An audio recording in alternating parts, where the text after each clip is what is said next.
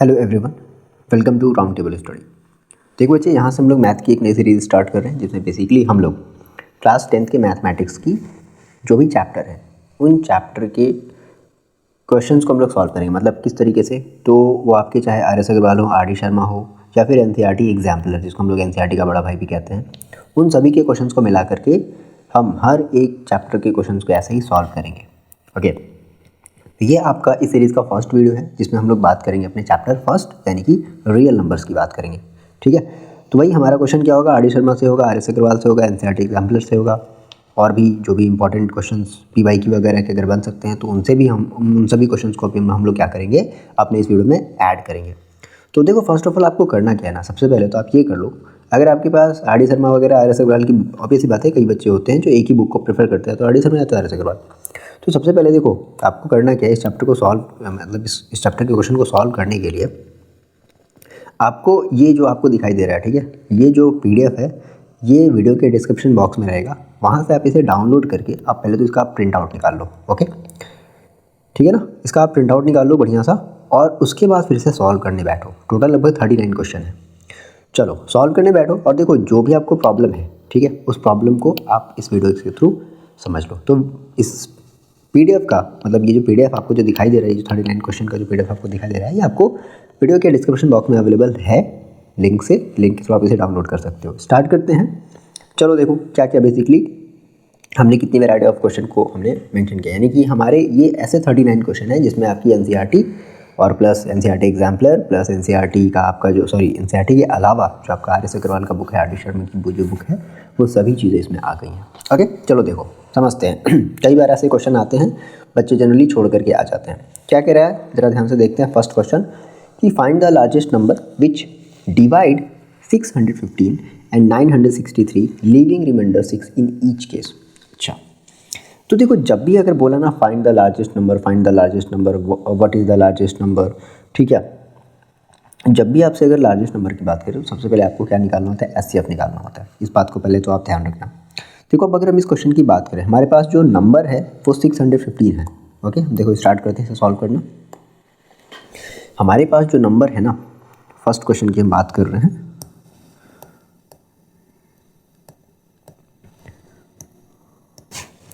ठीक है, हमारे पास 2 नंबर है। हम पहले उन 2 नंबर्स को लिख लेते हैं।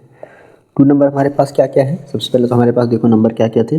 एक हमारे पास 615 और 963, 615 एंड हमारे पास कितना था 963। ओके, कह रहा है कि इसका SCF निकालो, लेकिन ये कह रहे हैं ना कि living remainder 6 in each case, ठीक है, मतलब हर एक केस में आपका 6 जो है ना वो रिमाइंडर बच जा रहा है। अब इसका मतलब है कि लार्जेस्ट नंबर आपको फाइंड करना है, मतलब आपको SCF निकालना है, लेकिन प्रॉब्लम है कि कह रहा है कि 6 रिमाइंडर बच जा रहा है। देखो अगर ऐसा बोल दिया कि लार्जेस्ट नंबर फाइंड करो और 6 रिमाइंडर बच जा रहा है ईच केस, तो आपको करना क्या है, आपको SCF निकालने से पहले आप दोनों नंबर में से आपको 6 को माइनस कर लेना है। दैट मीन्स आप क्या कहोगे, आप ये कहोगे कि हमारा जो न्यू नंबर होगा, हमारा जो न्यू नंबर होगा वो हो जाएगा 615 माइनस 6।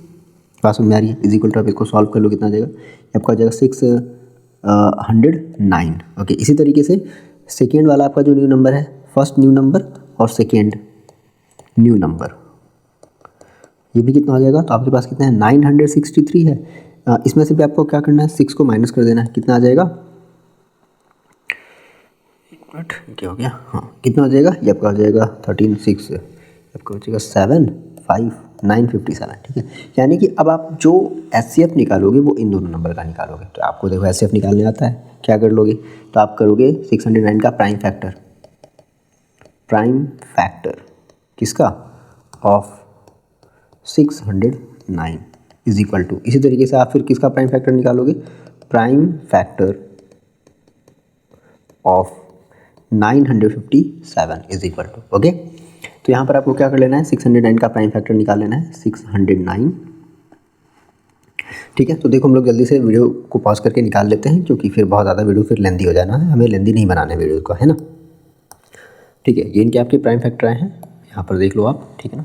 अब अगर आप इसका अगर SCF लेते हो तो SCF का मतलब क्या होता है, जो भी कॉमन है हम केवल उन्हीं की बात करते हैं। तो देखो 3, यहाँ पर आपका जो 3 है वो क्या है, दोनों में कॉमन है, तो 3 को यहाँ पर हम कॉमन है। इसी तरीके से 29 भी क्या है, कॉमन है, तो कॉमन क्या हो गया आपका 3 इंटू 29, मल्टीप्लाई अगर आप कर दोगे कितना आ जाएगा 9 3 27, 3 6 और 2 8 87, यानी कि जो SCF है वो कितना है 87 आया। इट मीन्स आपसे जो पूछा गया है कि वो लार्जेस्ट नंबर बताओ, ठीक है ना, जिसमें कि हम जब डिवाइड करें तो हमारा रिमाइंडर 6 बचे, तो वही आपका ये लार्जेस्ट नंबर है 87। बात समझ में आई?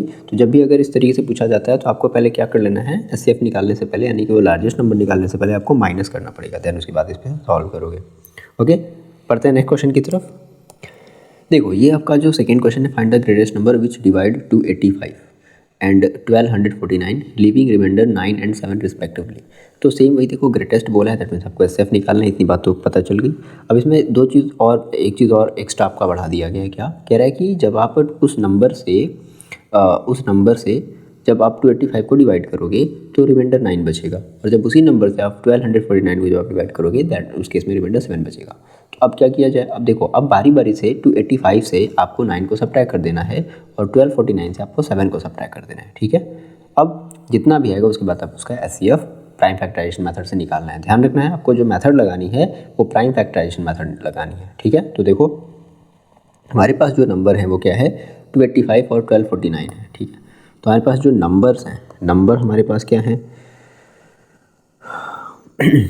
नंबर हमारे पास है 285 एंड दूसरा कितना था हमारे पास 1249 है, 1249 है, ठीक है। देखो आपको क्या करना है, हम आपको फिर से बोल रहे हैं कि आपको पेजेस, वो जो आपकी जो PDF वाली पेज है उसका आप प्रिंट आउट निकाल लो, ताकि आप बार बार आराम से क्वेश्चन को रख करके, है ना, मोबाइल से ऐसे कितना देख करके लगाओगे। तो PDF निकाल लो और आराम से उसको फिर सॉल्व करो। क्वेश्चन में प्रॉब्लम है तो फिर यहाँ से देखो, ओके। बट एक बेसिक्स आइडिया ले लो कि हम क्या आपको डिस्कस कर रहे हैं, क्या नहीं डिस्कस कर रहे हैं, और कैसे इजीली क्वेश्चन को लगा सकते हो। एक बेसिक आइडिया आपको इस वीडियो के थ्रू आपको मिलेगा इन सब सारे क्वेश्चन को सॉल्व करने के लिए, ठीक है। आगे देखो बढ़ते हैं, या फिर आपकी जहाँ भी प्रॉब्लम है आप वहाँ पे अपने प्रॉब्लम को फाइंड आउट करो, है ना, देखो कि क्या दिक्कत आ रही है। चलो तो हम क्या करते हैं, हम दोनों में से सब्ट्रैक्ट कर देते हैं। तो हमें इसमें से देखो क्या करते हैं, हमें न्यू नंबर मिलेगा फिर। तो न्यू नंबर हमें क्या मिलेगा, तो न्यू हमें जो नंबर मिलेगा यानी कि 285 में से हमें कितना माइनस करना था, 9 माइनस करना था, ठीक है। इज इक्वल टू कितना आ जाएगा, आप सब्ट्रैक्ट कर लो 6 7 और 2। इस तरीके से हमारे पास 1249 में से हमें कितना माइनस करना था, हमें माइनस करना था 7, ओके। हम यहाँ से 7 माइनस कर दे रहे हैं, कितना आ जाएगा, तो ये अब आ जाएगा 1242। अब आप इसका क्या कर लो, फिर से आप इसका SCF निकाल लो। सो ये जो 276 है आप इसे फिर से प्राइम फैक्टर के फॉर्म में लिखो। दैट मीन्स कुछ इस तरीके से 276 आप क्या करना है, आपको प्राइम फैक्टर करना है। इसी तरीके से 1242 का पे आपको क्या करना है, प्राइम फैक्टराइजेशन करना है, ठीक है ना। चलो करते हैं इसे हम लोग, ओके। ये आप देख लेना, यहाँ से आपको इतना फैक्टराइजेशन इस तरीके से मिलेगा, 276 का कुछ इतना मिलेगा और 1242 का कुछ इतना मिलेगा। आप देखो यहाँ से SCF आपको निकालना है तो आप कॉमन देखोगे, ये मिला कॉमन। फिर देखो आप कहीं और 2 है और कहीं 2 भी नहीं है, लेकिन यहाँ एक 3 एक यहाँ 3 है, कॉमन ले लेंगे। एक यहाँ 23 है और एक यहाँ 23 है, दैट मीन्स आपको कॉमन क्या मिल रहा है। आप अगर बात करो SCF की तो आपको क्या मिल रहा है 2 इंटू 3 इंटू 23, जो आपको मिल गया कॉमन। आप इसका मल्टीप्लाई कर लो, 6 इंटू 23 हो जाएगा कितना आ जाएगा, ये आपका हो जाएगा 6 3 18, 6 2 12 और 13, 138। ये आपका SCF आएगा। दैट मीन्स आपका जो लार्जेस्ट यानी कि जो ग्रेटेस्ट नंबर है वो कितना होना चाहिए, 138 होना चाहिए। बात समझ में आ रही है? इस तरीके से हम लोग सेकेंड क्वेश्चन को भी सॉल्व कर चुके हैं। कहीं भी गलती हो रही है देखो वीडियो में के थ्रू कि आपकी गलती क्या वो फैक्टराइजेशन में हो रही है, क्या आप चीज़ों को फैक्टराइज नहीं कर पा रहे हो, या नंबर गलत ले रहे हो, तो ये सब सारी चीज़ें आपको फिर समझ में आएंगी। ओके, मूविंग ऑन हम लोग नेक्स्ट क्वेश्चन। देखो आपका जो क्वेश्चन नंबर हमने फर्स्ट कर लिया है, ठीक है, हमने सेकेंड कर लिया। देखो क्वेश्चन नंबर आपका जो थर्ड है ना, सेम उसी तरीके से, okay. Find the largest number which exactly divides 280 and 1245 living remainder 4 and 3 respectively. अभी हम कौन सा क्वेश्चन किए थे भाई, 1249 था ये तो, ओके सॉरी, ठीक है, हम लोग ये भी किए थे, ओके ठीक है। तो फाइंड द, ठीक है ना। तो देखो सेम वही बात, 280 में से आप क्या करोगे, 4 को सब्ट्रैक्ट करोगे, उसके बाद 1245 में से 3 को सब्ट्रैक्ट करोगे, देन जो आएगा उसका आप SCF निकालोगे। दैट मीन्स भाई आपका क्या हो जाएगा, लार्जेस्ट नंबर हो जाएगा। अब अगर हम इसके देखो आंसर की बात, जब आप इसको सॉल्व करोगे तो इसका जो आंसर आएगा वो भी आएगा 138, यानी कि जितना आंसर क्वेश्चन नंबर 2 का आया है उतना ही क्वेश्चन इसका भी आएगा 138। बात समझ में आ गई, ठीक है। तो आप इसे सॉल्व करोगे खुद से। क्वेश्चन नंबर 4 की देखो बात करते हैं। What is the largest number, फिर से आपसे लार्जेस्ट नंबर पूछ लिया है। That divide 626, 3127 and 15628 and leaves remainder, यानी कि रिमाइंडर बच रहा है कितना, 1 2 3।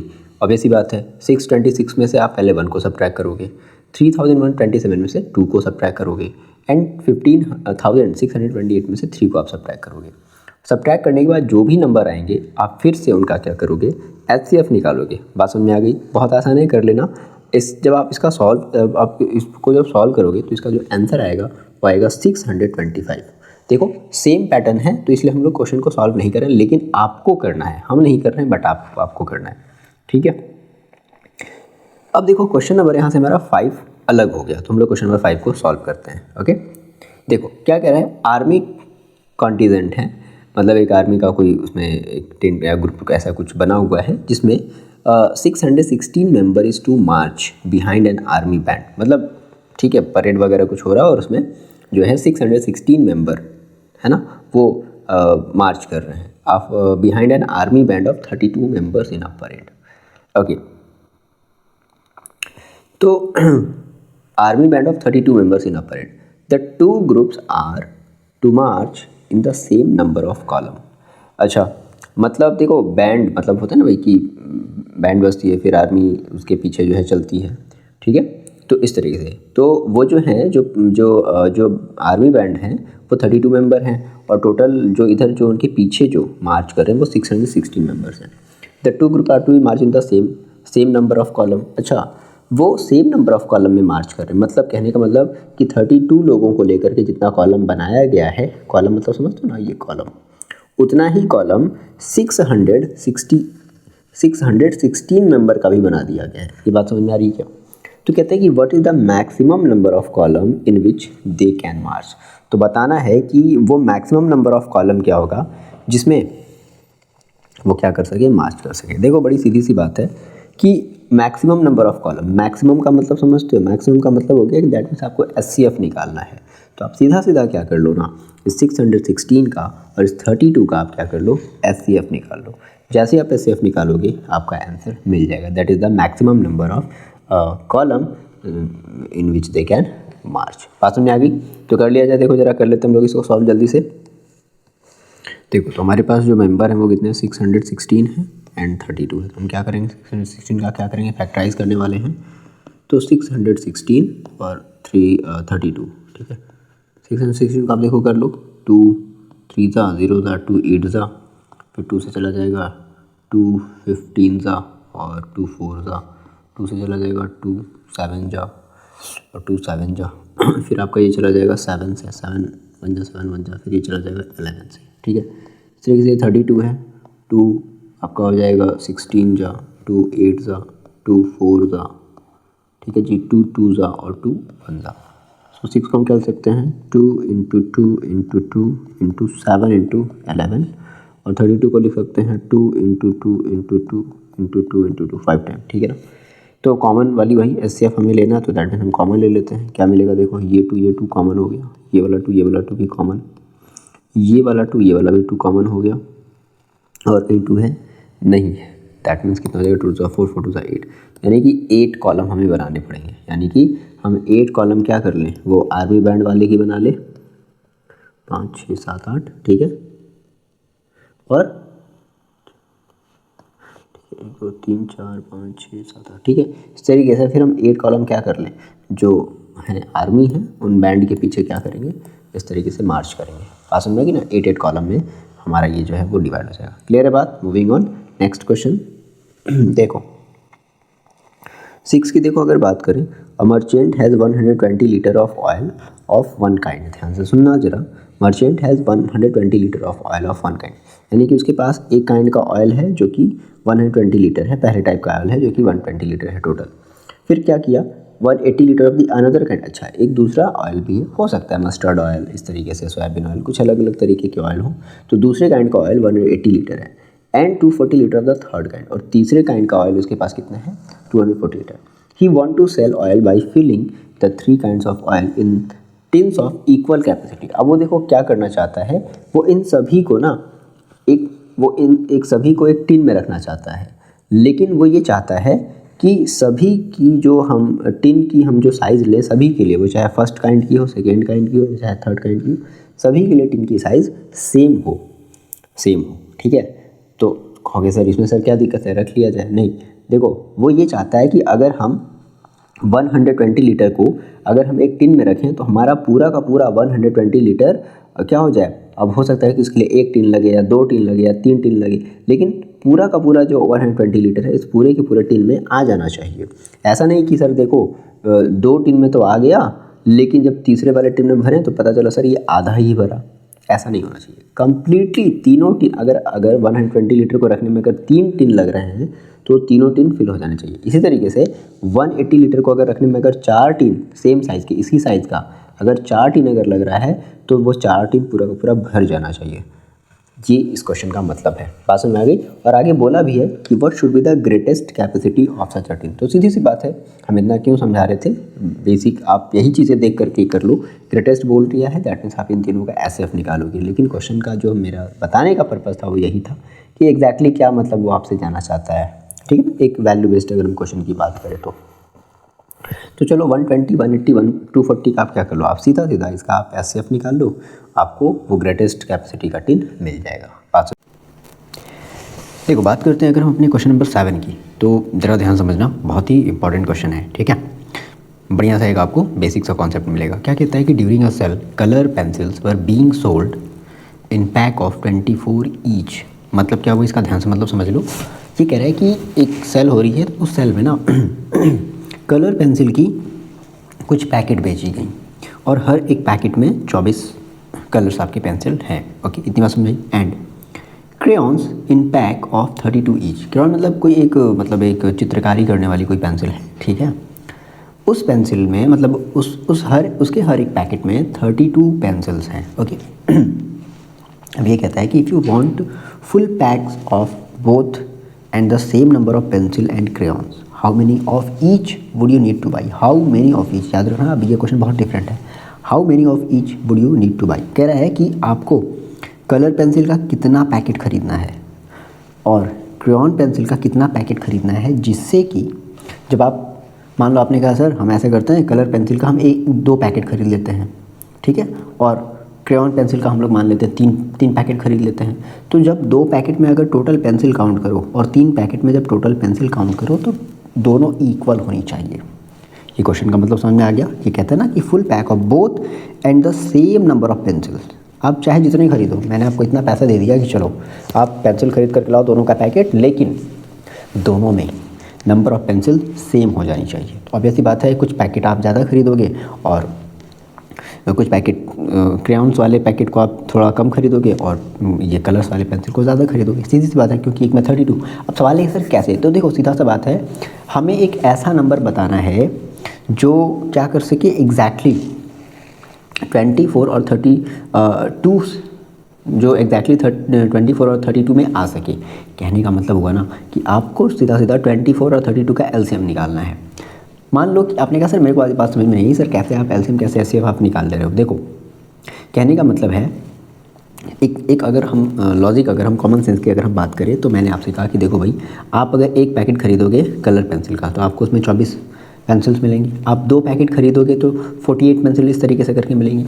लेकिन आप जब एक कलर पेंसिल क्रेयॉन का खरीदोगे तो 32, फिर 32 में फिर एक और पैकेट खरीदोगे तो कितना हो जाएगा आपका, ये आपका हो जाएगा 64 हो जाएगा। तो 2 पैकेट इसका लेने से और 2 पैकेट इसका लेने से तो बात तो बराबर नहीं हुई ना। बात समझ में आई कि आई नहीं आई, तो इसलिए मतलब हमें नंबर ऑफ पेंसिल ज़्यादा चाहिए। तो ज़्यादा चाहिए, दैट मीन्स हम लोग क्या निकालने वाले, एलसीएम। एक तो ये कॉमन सेंस, लेकिन अगर हम लॉजिक की बात करें तो आपको एक ऐसा नंबर ढूंढना है, एक ऐसा छोटा नंबर ढूंढना है जो दोनों मतलब 24 और 32 से वो एग्जैक्टली क्या हो जाए, डिवाइड हो जाए। तो इस केस में हम लोग क्या करते हैं, एलसीएम निकालते हैं, बस सीधी सी बात है। तो क्या कर दिया जाएगा, हम लोग इनका हम लोग एलसीएम निकाल लेंगे, ठीक है ना। तो चलो 24 और 32 का आप क्या कर लो, पहले तो एलसीएम निकाल लो। क्वेश्चन नंबर हम लोग बात कर रहे हैं, ये हमारा कौन सा क्वेश्चन है, क्वेश्चन नंबर 7 है। ओके 7 की हम लोग बात कर रहे हैं। तो मान लो मैंने कहा मेरे पास पहले जो कितना था, 24 था। आपको 24 का फैक्टराइजेशन करना पड़ेगा, फिर कितना है आपके पास, 32 है। तो 24 का फैक्टराइजेशन सभी लोग जानते हो क्या होता है, 2 इंटू 3, एक और 2 रहेगा ना, 2 टू द 4, 4 2 ज़ा 8, 4 2 ज़ा 8 और 8 इंटू 3, ठीक है 24 हो जाएगा। 32 का कर लो, 2 इंटू 2 इंटू 2, 4 8 दूना 16 दूना 32, ठीक है ये हो गया। तो आप इसका निकाल लो LCM. LCM is equal to देखो कितना हो जाएगा, क्या बताया है, जो कॉमन है वो तो लेते ही लेते हैं, ये दोनों ले लेंगे, ये दोनों ले लेंगे, ये दोनों ले लेंगे, इसको अकेला ले लेंगे, इसे अकेला ले लेंगे, ठीक है। तो कितना मिलेगा, 2 into 2 into 2 into 2 into 2 into 3। इसको आप सॉल्व कर लो, देखो कितना आ जाएगा, 2 ज़ा 4 4 ज़ा 8 8 ज़ा 16 16 32 और 32 इंटू 3, तो आपका कितना आ जाएगा, ये हो जाएगा 6 और 9 96। यानी कि जो टोटल पेंसिल आपको, यानी कि आपको क्या करना पड़ेगा ना, आपको इतने पैकेट खरीदने पड़ेंगे जिसमें सबको मिला करके क्रेयॉन पेंसिल का भी 96 पेंसिल उसमें अट जाए और ये जो आपका कलर पेंसिल है उसको 96। लेकिन आपसे क्वेश्चन पूछा है ना कि आपको पैकेट बताना है, तो आपने तो टोटल नंबर ऑफ पेंसिल निकालो। तो देखो तो क्या लिख दिया जाए, ये हम लोग कहाँ गए भाई, अच्छा हम लोग ऊपर वाली पे आ गए थे, ठीक है नो प्रॉब्लम। देखो तो मान लो मैंने आपसे कहा कि नंबर ऑफ कलर पेंसिल कितना हो जाएगा, देखो कलर पेंसिल की जो नंबर है पैकेट, नंबर ऑफ पैकेट, ठीक है, number of packet of colour pencils, तो कितनी हो जाएगी जरा गेस करो। टोटल है 96 और कलर पेंसिल्स के एक पैकेट में कितनी पेंसिल्स थी, 24 पेंसिल्स थी।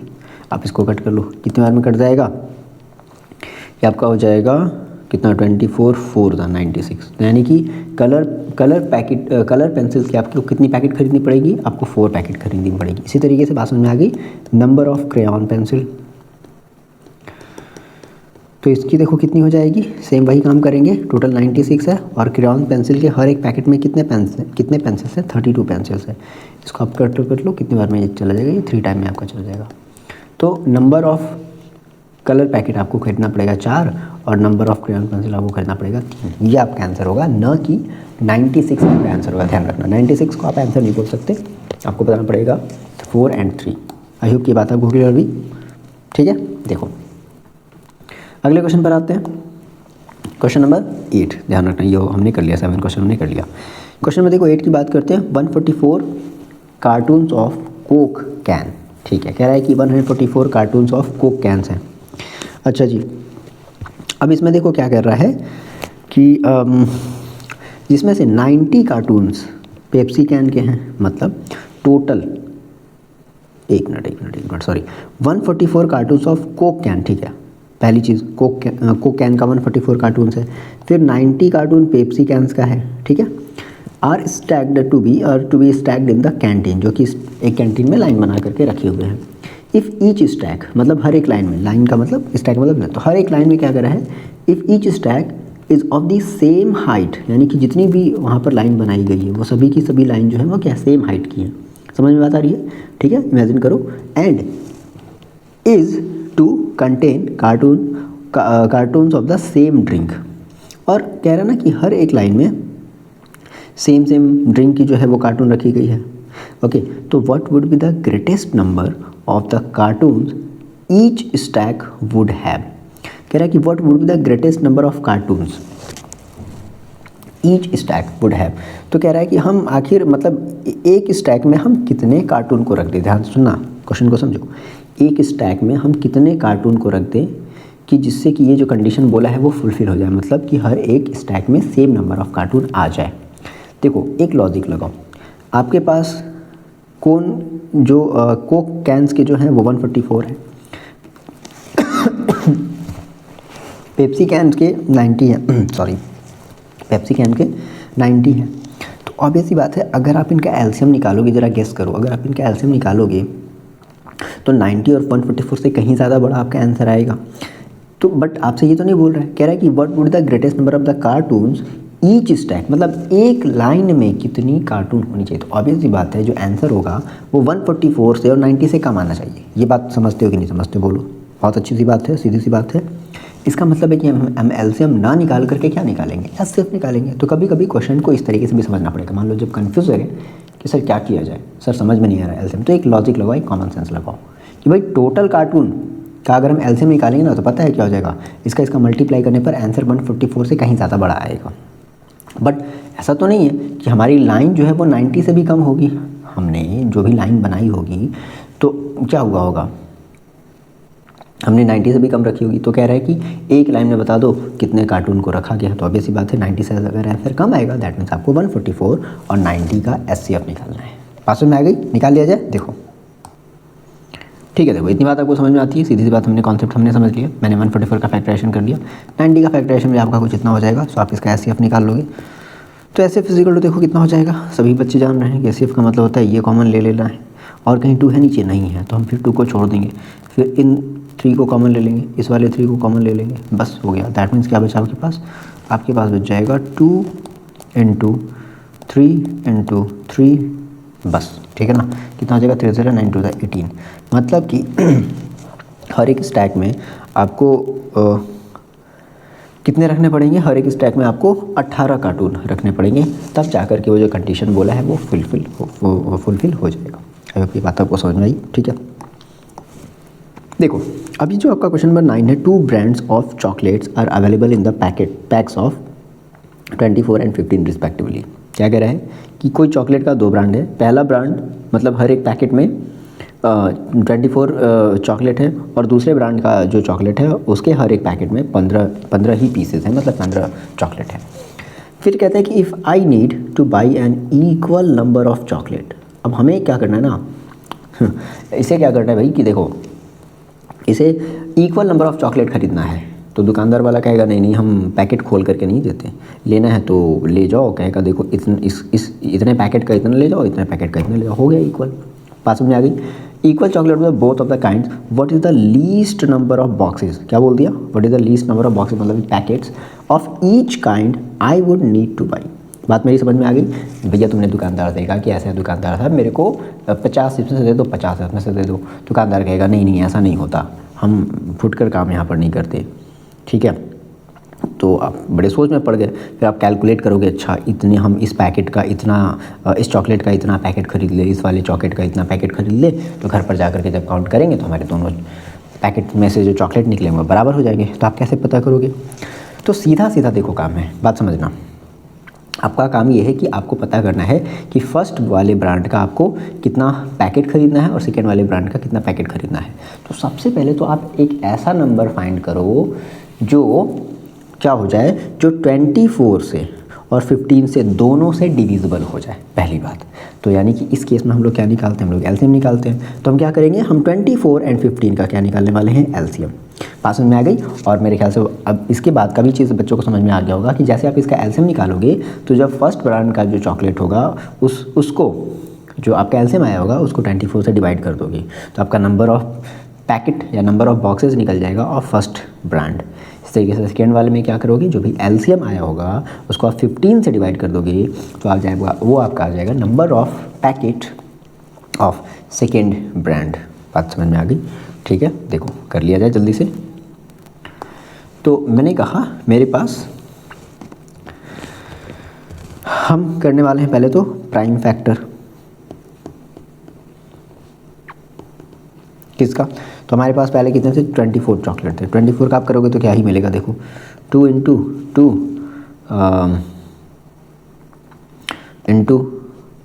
× 3, ठीक है ना। और फिर क्या हमारे पास 15 है। 15 का करोगे तो क्या मिलेगा, कि आपको मिलेगा 3 × 5, यही तो मिलेगा। तो आप इसका ज़रा एलसीएम निकाल लो। एलसीएम इज इक्वल टू देखो कितना हो जाएगा। तो एलसीएम में क्या करते हैं, ये वाला 2 लिख देंगे, ये वाला भी 2 लिख देंगे, ये वाला भी 2 लिख देंगे ना। फिर देखो ये वाला 3 दोनों कॉमन ले लेंगे और ये 5 हमारा अलग से आ जाएगा। That is LCM. हम लोग सब कुछ ले लेते हैं।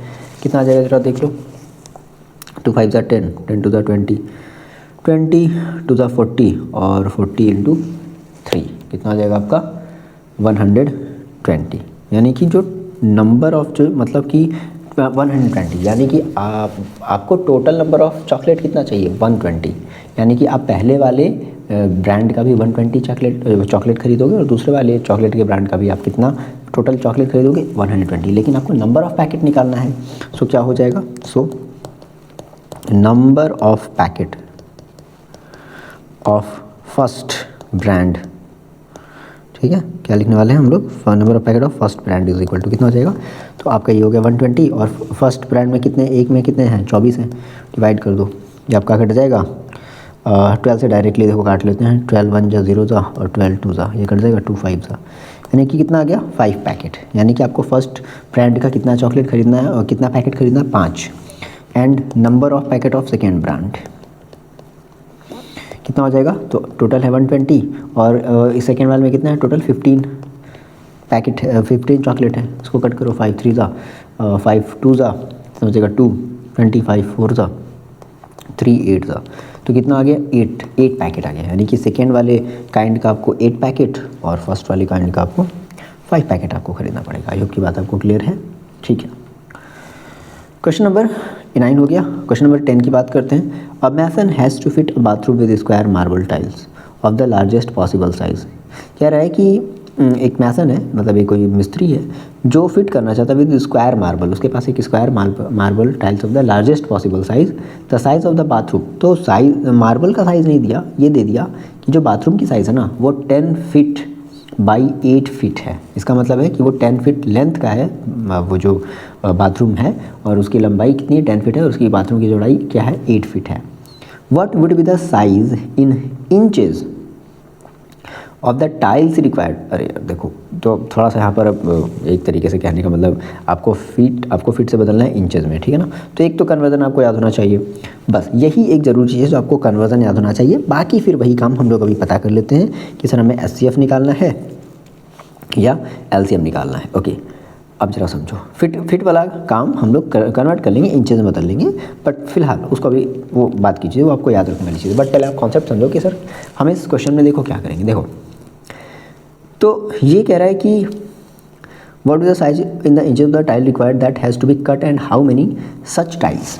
पहले तो कितने टाइल्स चाहिए, ठीक है, और उसके बाद एक और पूछा है कि कितने टाइल्स चाहिए, और फिर ये क्या पूछा है and how many such tiles, sorry कितने टाइल्स चाहिए।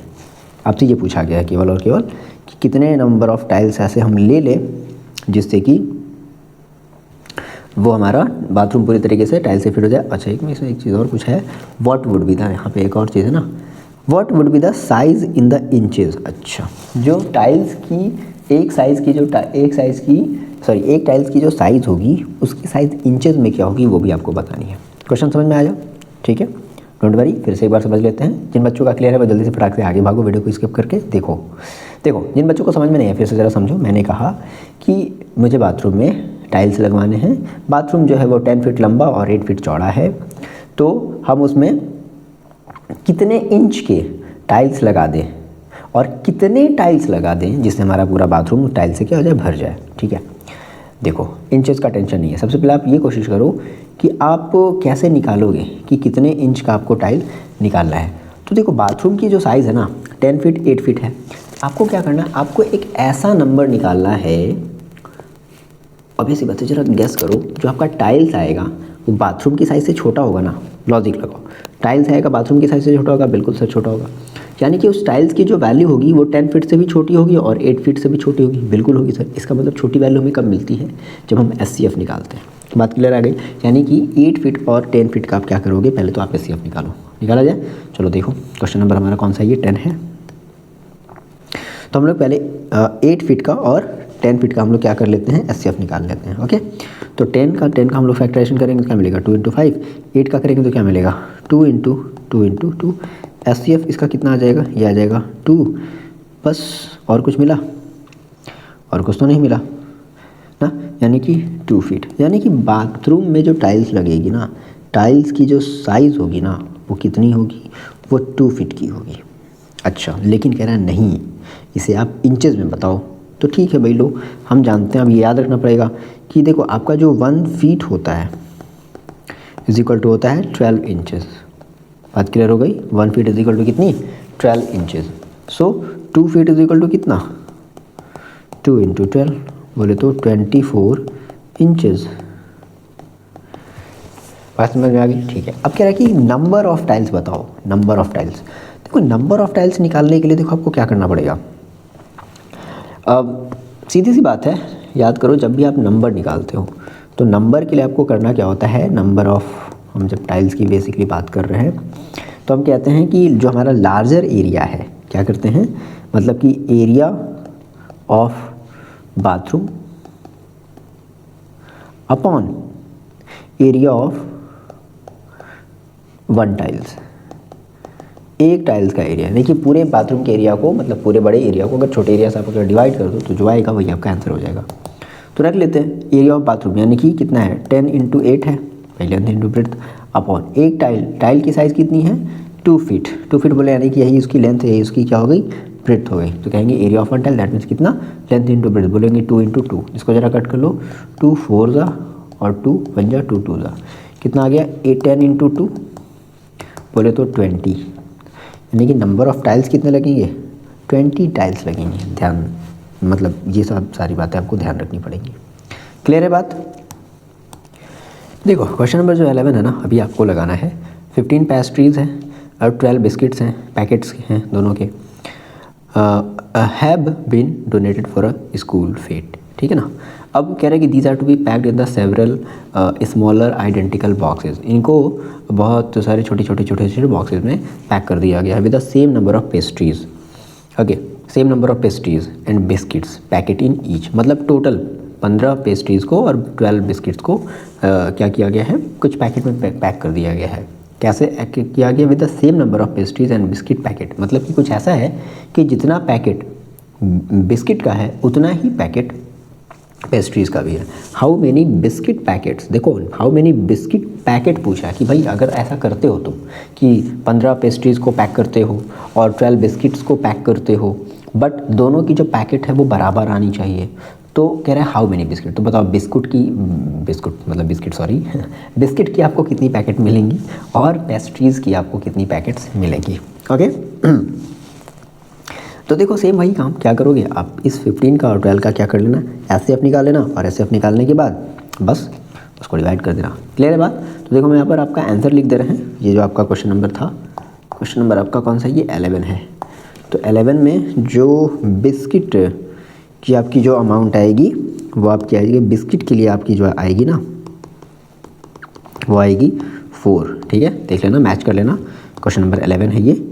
और पेस्ट्रीज़ की जो अमाउंट आएगी वो आ जाएगी 5, ओके, ध्यान रखना।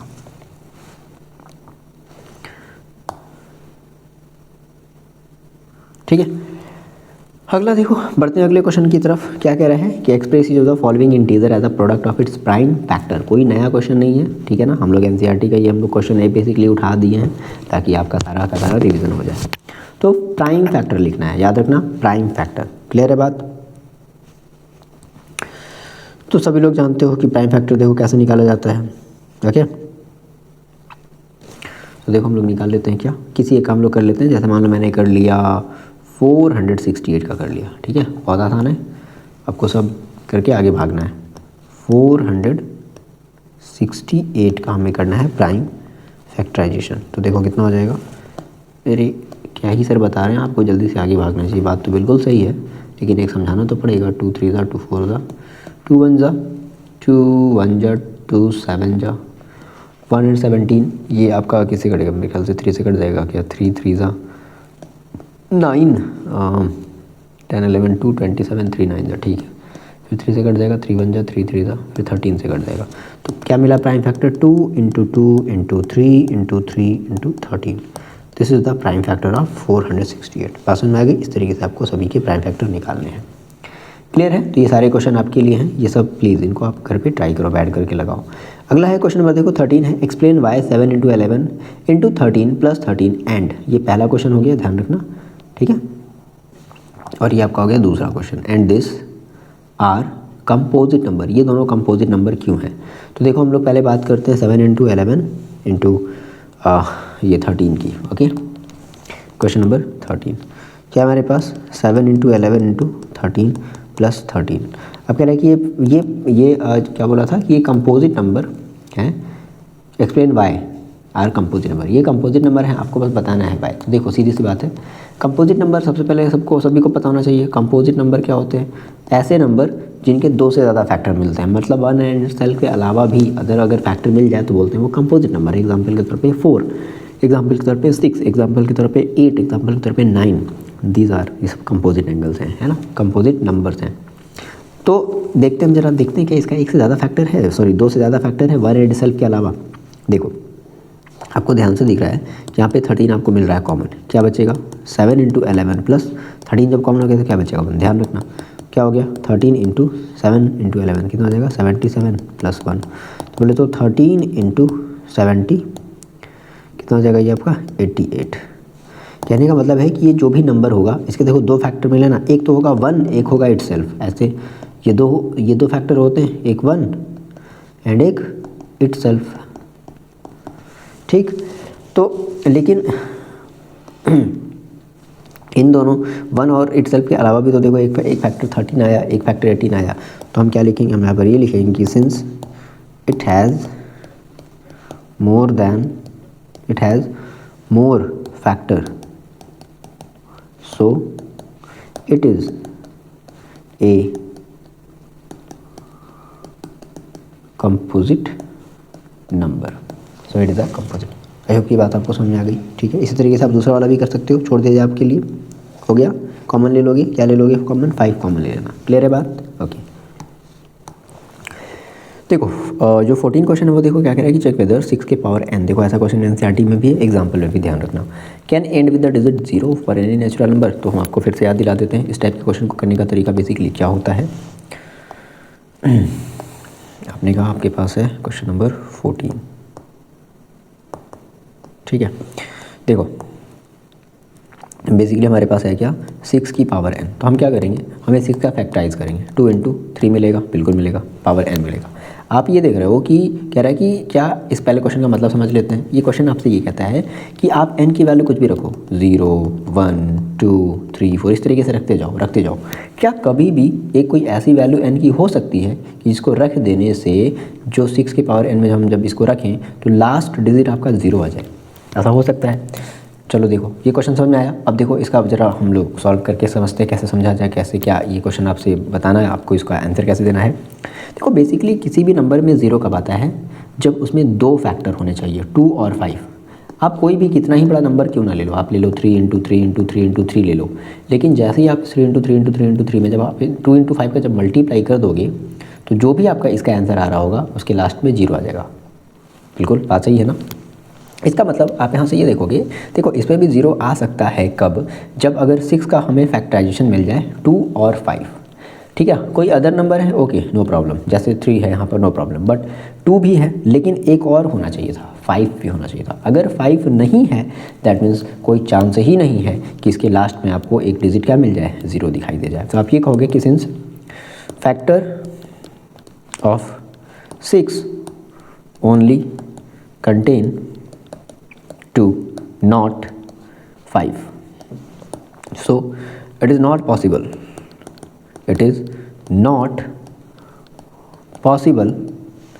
that 6 raised to power n ends with digit 0 for any natural number। आप कोई भी नेचुरल नंबर रख दो, natural number for any natural number, कभी भी उसका जो एंड डिजिट है वो 0 पर ख़त्म नहीं होगा। क्यों? क्योंकि इसमें 2 तो फैक्टर आया but 5 not as a factor है, सो इसलिए। बात समझ में आ गई। Moving on next question, okay. देखो 15 क्वेश्चन कैसे कोई बोल सकता है, कह रहा है कि एलसीएम और HCF of the following pairs of the integer और वेरीफाई करो। फाइंड भी करना है, एलसीएम भी निकालना है, एचसीएफ भी निकालना है और वेरीफाई भी करना है। 3 मार्क्स का क्वेश्चन, ठीक है ना।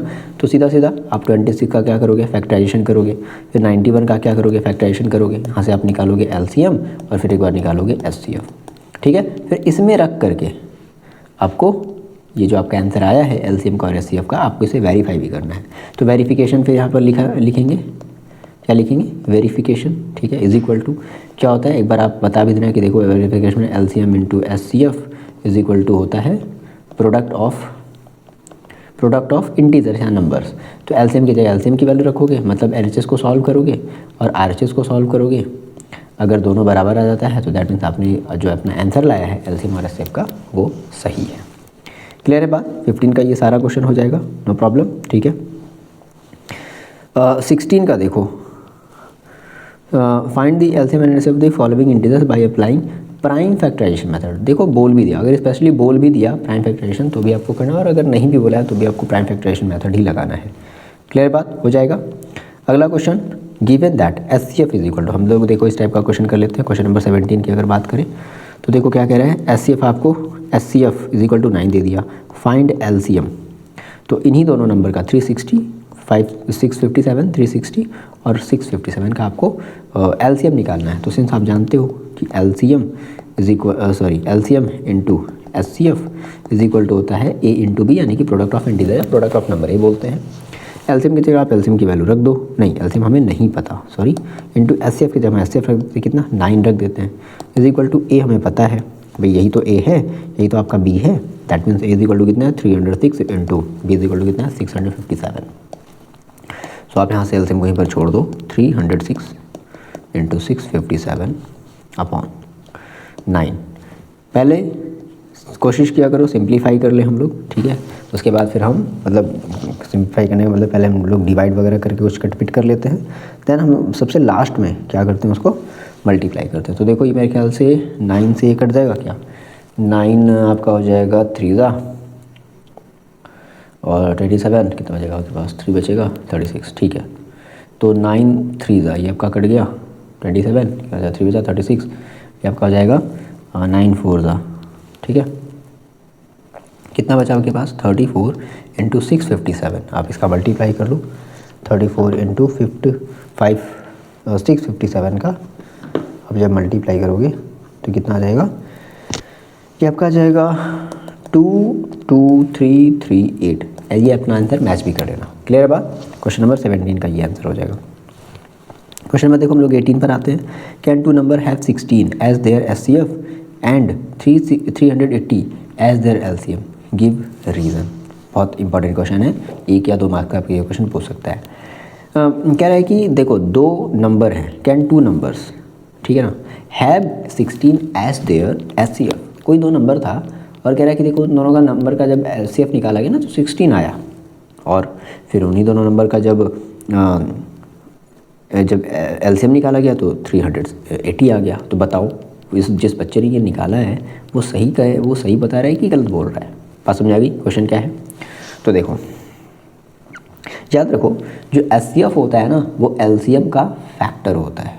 मैंने क्या कह दिया, मैंने ये कहा कि जो HCF होता है वो LCM का फैक्टर होता है, मतलब LCM में SCF आ जाना चाहिए। इसका मतलब एक और हुआ कि अगर आप SCF से LCM को अगर आप डिवाइड करो तो पूरा पूरा कट जाना चाहिए, ठीक है। बात समझ आ गई।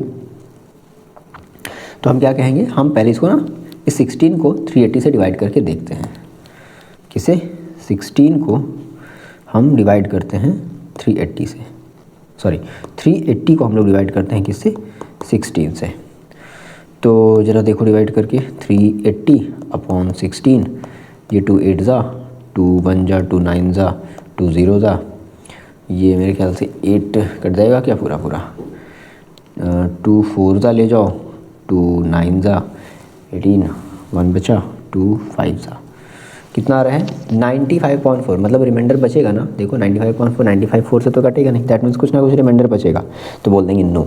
यानी कि आपका कौन सा क्वेश्चन था, ये क्वेश्चन नंबर था 18, ठीक है। तो 18 का आंसर क्या आ जाएगा, नो। क्यों ये बता देंगे वाई। अगर मान लो आपसे रीज़न पूछ लिया क्यों ऐसा नहीं है, क्यों ऐसा बोल रहे हो कि नहीं होगा, तो बोलेंगे कि since 16 is 380 is not divisible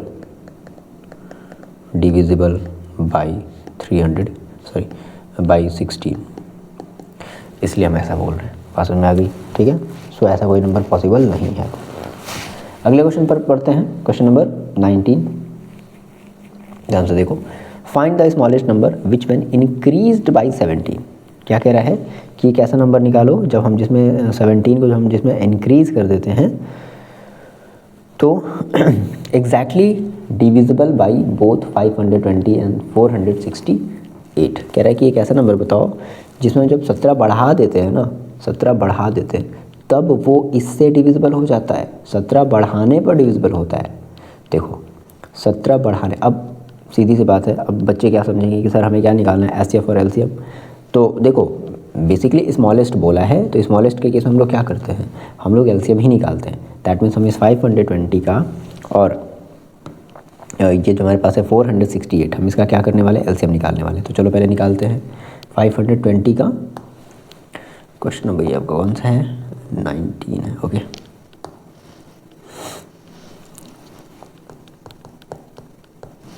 हमारे पास क्या नंबर था, 520 और 468। तो 520 का हम लोग देखो यहाँ पे साइड में धीरे से कर लेते हैं। 2 2 ज़ा 2 6 ज़ा 2 0 ज़ा, ठीक है, 2 1 ज़ा 2 3 ज़ा 2 0 ज़ा, 2 से ले जाते हैं 2 6 ज़ा 2 5 ज़ा, फिर 5 से ले जाते हैं 5 1 ज़ा 5 3 ज़ा, फिर 13 से ले जाते हैं। सो मैंने क्या लिख दिया, 2 × 2 × 2 × 5 × 15, ठीक है। इसी तरीके से फिर हम लोग कर लेते हैं किसका, 468 का। देखो कितना जाएगा, 2 से ले जाते हैं 2 2 ज़ा 2 3 ज़ा 2 4 ज़ा 2 1 ज़ा 2 1 ज़ा 2 7 ज़ा 117 है, ये आपका 3 के टेबल में आ जाएगा। 3 3 ज़ा और 3 9 ज़ा, फिर ये 3 से कट जाएगा, 3 1 ज़ा 3 3 ज़ा, फिर ये 13 से कट जाएगा। तो क्या लिख सकते हैं हम लोग, 2 × 2 × 3 × 3 × 13। हमें क्या निकालना है, हमें निकालना है एलसीएम। सो एलसीएम देखो कितना हो जाएगा, ये 2 ले लिया, इंटू ये वाला 2 दोनों भी मिला करके ले लिया। फिर देखो यहाँ 2 है, यहाँ 2 नहीं है, बट फिर भी लेना पड़ेगा। यहाँ देखो 3 है, नहीं है, लेना पड़ेगा। यहाँ भी 3 है, लेना पड़ेगा। यहाँ 15 क्यों लिखा है यार मैंने, 13 होगा ना, ठीक है। फिर देखो यहाँ 5 है, नीचे 5 नहीं, बट फिर भी स्टिल लेना पड़ेगा। यहाँ पर 13 है, यहाँ 13 है, लेना पड़ेगा, ठीक है। इसको हम लोग मल्टीप्लाई कर लेते हो, इतना जाएगा 2 4 4 8, और ये आपका हो जाएगा 8 5 ज़ा 40 40 × 9 कर लेते हैं, ठीक है। 40 × 3 3 से देखो कितना हो जाएगा, 9 × 13। अब इनका मल्टीप्लाई कर दो, कितना हो जाएगा, 9 4 है आपका, कितना हो जाएगा 36, 0 × 13 × 13। आप इसका मल्टीप्लाई कर दो 360 का, किसके साथ, 13 के साथ। तो आपका ये कितना आ जाएगा, ये आपका आ जाएगा 4680, 4680, ठीक है। ये आपका देखो एलसीएम आ गया 4680। अब लेकिन ज़रा बात को समझो, ये आपका फाइनल आंसर नहीं है। क्वेश्चन ने ये कहा है ना, क्वेश्चन ये कह रहा है कि find the smallest number which when increased by 17 is exactly divisible by this. यानी कि ये जो नंबर आया है, ऑब्वियस सी बात है, किसी भी दो नंबर का एलसीएम जो होता है वो उन दोनों ही नंबर से एग्जैक्टली डिविजिबल होता है। यानी कि ये पहले ही ये अभी ही ये इन दोनों से डिविजिबल है, तो इसमें तो 17 जोड़ने की ज़रूरत नहीं पड़ेगी। तो ज़रा गेस करो 17 इसमें कब ऐड करना पड़ेगा, जब इसमें 17 कम हो। तो क्या करोगे आप, इसमें से 17 माइनस कर दोगे। क्लियर हो गई बात, ठीक है ना। तो हम क्या कहेंगे, so smallest number is equal to 4680 minus 17। Clear बात। इसको सब्ट्रैक्ट कर दो 17, देखो कितना हो जाएगा आपका, आ जाएगा ये आपका हो जाएगा 3, और ये आपका हो जाएगा 8 1 6 6 और 4 4663। समझ में आ गई। ये आपका हो गया फाइनल आंसर, क्योंकि आपको 17, क्योंकि ये जो नंबर है ना ये अभी एग्जैक्टली डिविजिबल हो गया, बट कहता है कि नहीं एग्जैक्टली डिविजिबल तब होगा जब उसमें 17 ऐड करना पड़ेगा। तो भाई इसमें कहने का मतलब है कि इसमें 17 पहले से ऐड है, तो ये नंबर तो हो नहीं सकता। तो वो नंबर क्या मिलेगा, यानी कि हमें इसमें से 17 को सब्ट्रैक्ट करना पड़ेगा, तब तो हमारा वो नंबर होगा। यानी कि ये वो नंबर है जिसमें आप जब 17 ऐड कर दो तो आपका जो आंसर है वो इन दोनों से एग्जैक्टली डिविजिबल हो जाएगा। क्लियर है बात, ध्यान रखना इस बात का, ठीक है। Moving on next question.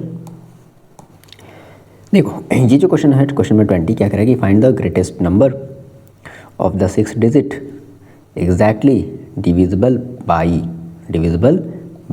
By बोला ना, ध्यान से सुनना, बाई बोला। किससे डिविजिबल हो जाए, 24 से, 15 से और 36 से। अब कई बच्चे हैं जो यहाँ पर क्या कर लेंगे, ग्रेटेस्ट नाम सुन करके तुरंत उसका एचसीएफ निकालोगे, गलत हो जाएगा। मेरी बात को सुनना, इसीलिए कॉन्सेप्ट मैंने बताया था। एचसीएफ का मतलब होता है कि वो बड़ा सा बड़ा नंबर जो तीनों को डिवाइड कर दे ना, लेकिन एलसीएम का मतलब होता है कि वो छोटा से छोटा नंबर जो तीनों से डिविजिबल हो जाए। तीनों से डिविजिबल मतलब मान लो एक नंबर है x, डिविजिबल बाई, यानी कि वो जो x है ना वो 24 से भी डिविजिबल है, 15 से भी डिविजिबल है और 36 से भी डिविजिबल है। अब ऐसी बात है कि x की जो वैल्यू आएगी वो 24 से 15 से 36 से बड़ी ही होगी, तभी तो डिविजिबल हो पाएगी। बात समझ में आ गई? तो इस तरीके से भी पहचानते हैं, ध्यान रखना इस बात का। तो हम क्या कर लेते हैं, हम सीधा सीधा 24, 15 और 36 का हम लोग क्या निकाल लेते हैं, LCM निकाल लेते हैं। ओके, क्वेश्चन नंबर 20 हमारे पास क्या है लेते का 24 था। 24 का देखो अगर हम फैक्टराइजेशन करें तो क्या मिलेगा हमें, 2 इंटू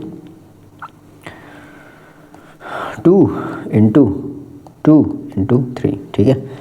फिर दूसरा नंबर हमारे पास क्या था, 15 था। 15 का अगर हम करें तो क्या मिलेगा, 3 इंटू 5। फिर क्या था, 36 था, क्या मिल जाएगा, 2 इंटू 3 इंटू 3, ठीक है, 2 द 4, 4 9 जा 36, ठीक है। अच्छा, आप इसका ज़रा एलसीएम निकालो, एलसीएम कितना आ जाएगा, तो ये 2 ले लेंगे, ये वाला 2 ले लेंगे एक साथ, ये 2 एक साथ ले लेंगे, ठीक है। फिर ये 2 और कहीं 2 है नहीं है, बट स्टिल लेना पड़ेगा। ये 3 तीनों मिला करके एक बार ले लेंगे, ध्यान रखना। और क्या बचा, ये वाला भी 3 बच गया और ये वाला भी 5 बच गया आपके पास। इसको ज़रा सॉल्व कर लेते हैं। 2 to the 4, 4 to the 8, 3 3 the 9, तो 8 इंटू 9 इंटू 5। अब इनका मल्टीप्लाई कर लो, कितना आ जाएगा, ये आपका हो जाएगा कितना, हम सीधा देखो इनका मल्टीप्लाई कर लेते हैं। 9 आपका 9 5 का कितना हो जाएगा, 45 और इंटू 8, तो कितना आ जा रहा है, 45 इंटू 8, है ना। ये आपका आ जाएगा 360, ठीक है। तो एलसीएम कितना आ गया, 360 आ गया। अब आप क्या करोगे, ऑब्वियस सी बात है, ये जो एलसीएम, ये जो 360 है, ये इन तीनों ही नंबर से किससे 24 से, 15 से, 36 से एग्जैक्टली डिविजिबल होगा। लेकिन कह रहा है कि नहीं, आपको 6 डिजिट का, है ना, 6 डिजिट का आपको ग्रेटेस्ट नंबर बताना है। तो चलो हम पहले जानते हैं कि सिंस जो 6 डिजिट का जो ग्रेटेस्ट नंबर होता है, 6 डिजिट ग्रेटेस्ट नंबर क्या होता है, वो होता है 6 बार हम लोग क्या लिख देते हैं, 9 लिख देते हैं। बोलो, यही तो बात होती है ना, ठीक है। मैंने 6 बार 9 लिख दिया। अब क्या करना है, इस 360 से इसे आपको डिवाइड करना है, क्योंकि अब पता नहीं है इसे एग्जैक्टली। देखो, अगर आपको ये चेक करना है कि 24, 15 और 36, है ना, इनके टेबल में ये 9 ये इतना आएगा कि नहीं आएगा, तो इसके लिए आपको बारी बारी से सबको नहीं डिवाइड करना है। जो भी आपने इसका एलसीएम, जो भी आपने इनका एलसीएम निकाला, उस एलसीएम से आप इसे डिवाइड कर दो, ठीक है। तो कहेंगे क्या कि बाई डिवाइडिंग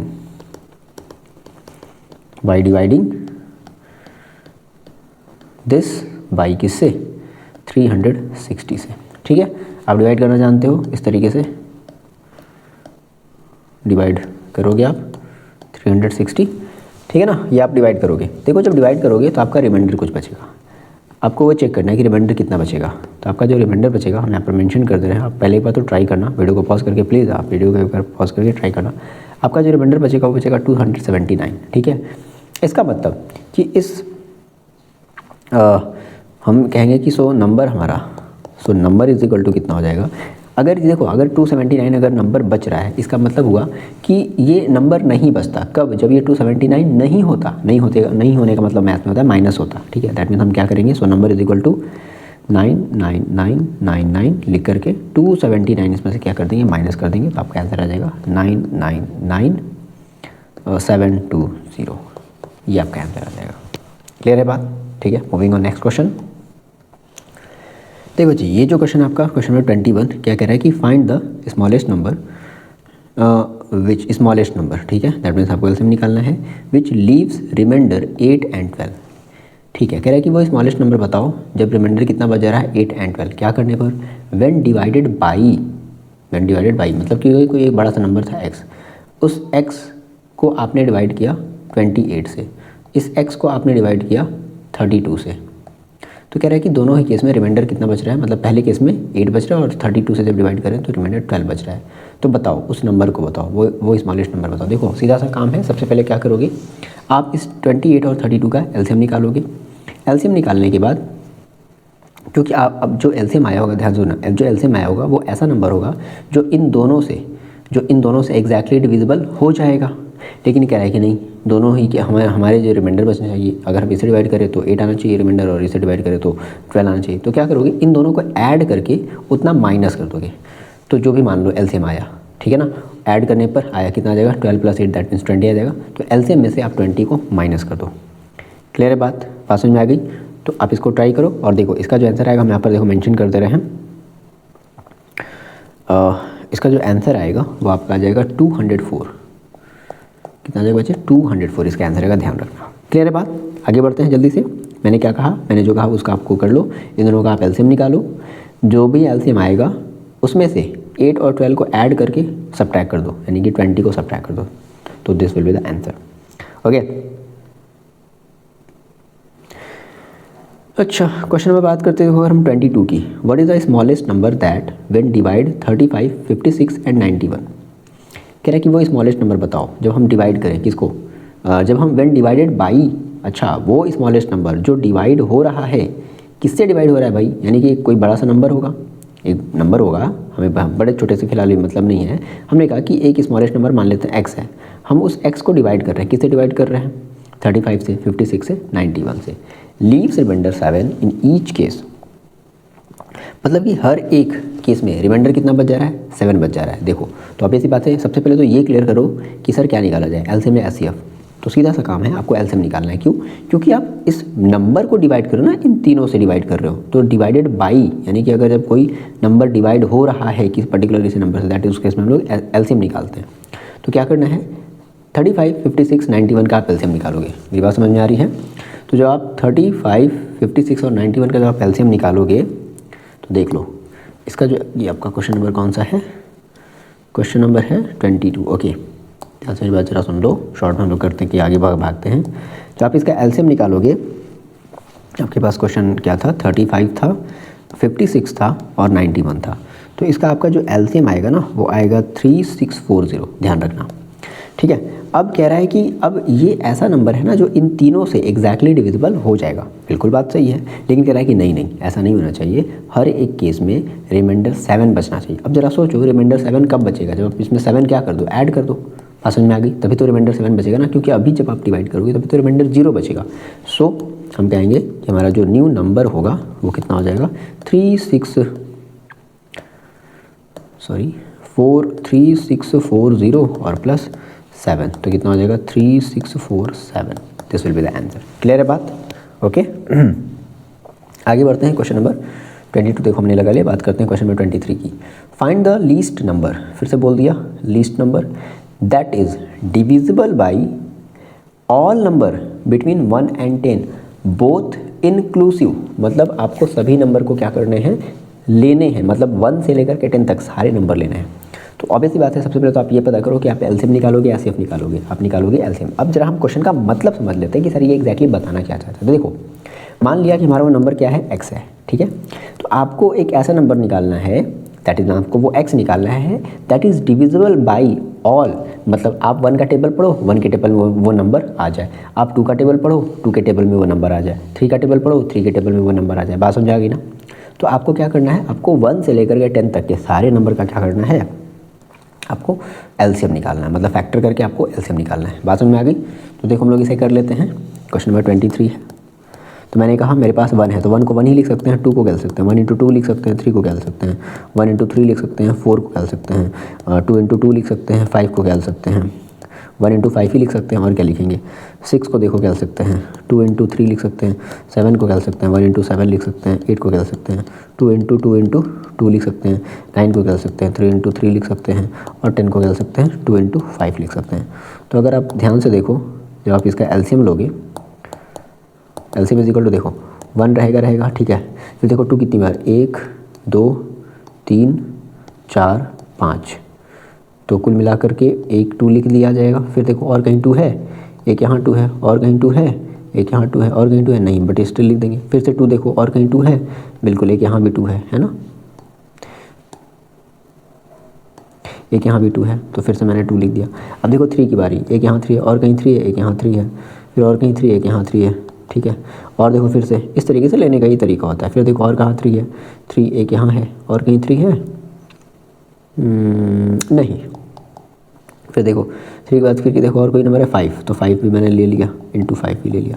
आप इसका मल्टीप्लाई करो, 2 टू ज़ा 4, 4 टू ज़ा 8, 8 से आपका कितना हो जाएगा 24, तो 24 इंटू 5 से आपका कितना हो जाएगा 15। तो अगर आप मल्टीप्लाई कर देते हो किसने के देगा 24 इंटू 15 के साथ, तो देखो कितना आ जाएगा, ये आपका आ जाएगा 360। कितना आ गया 360, यानी कि 360 ऐसा नंबर है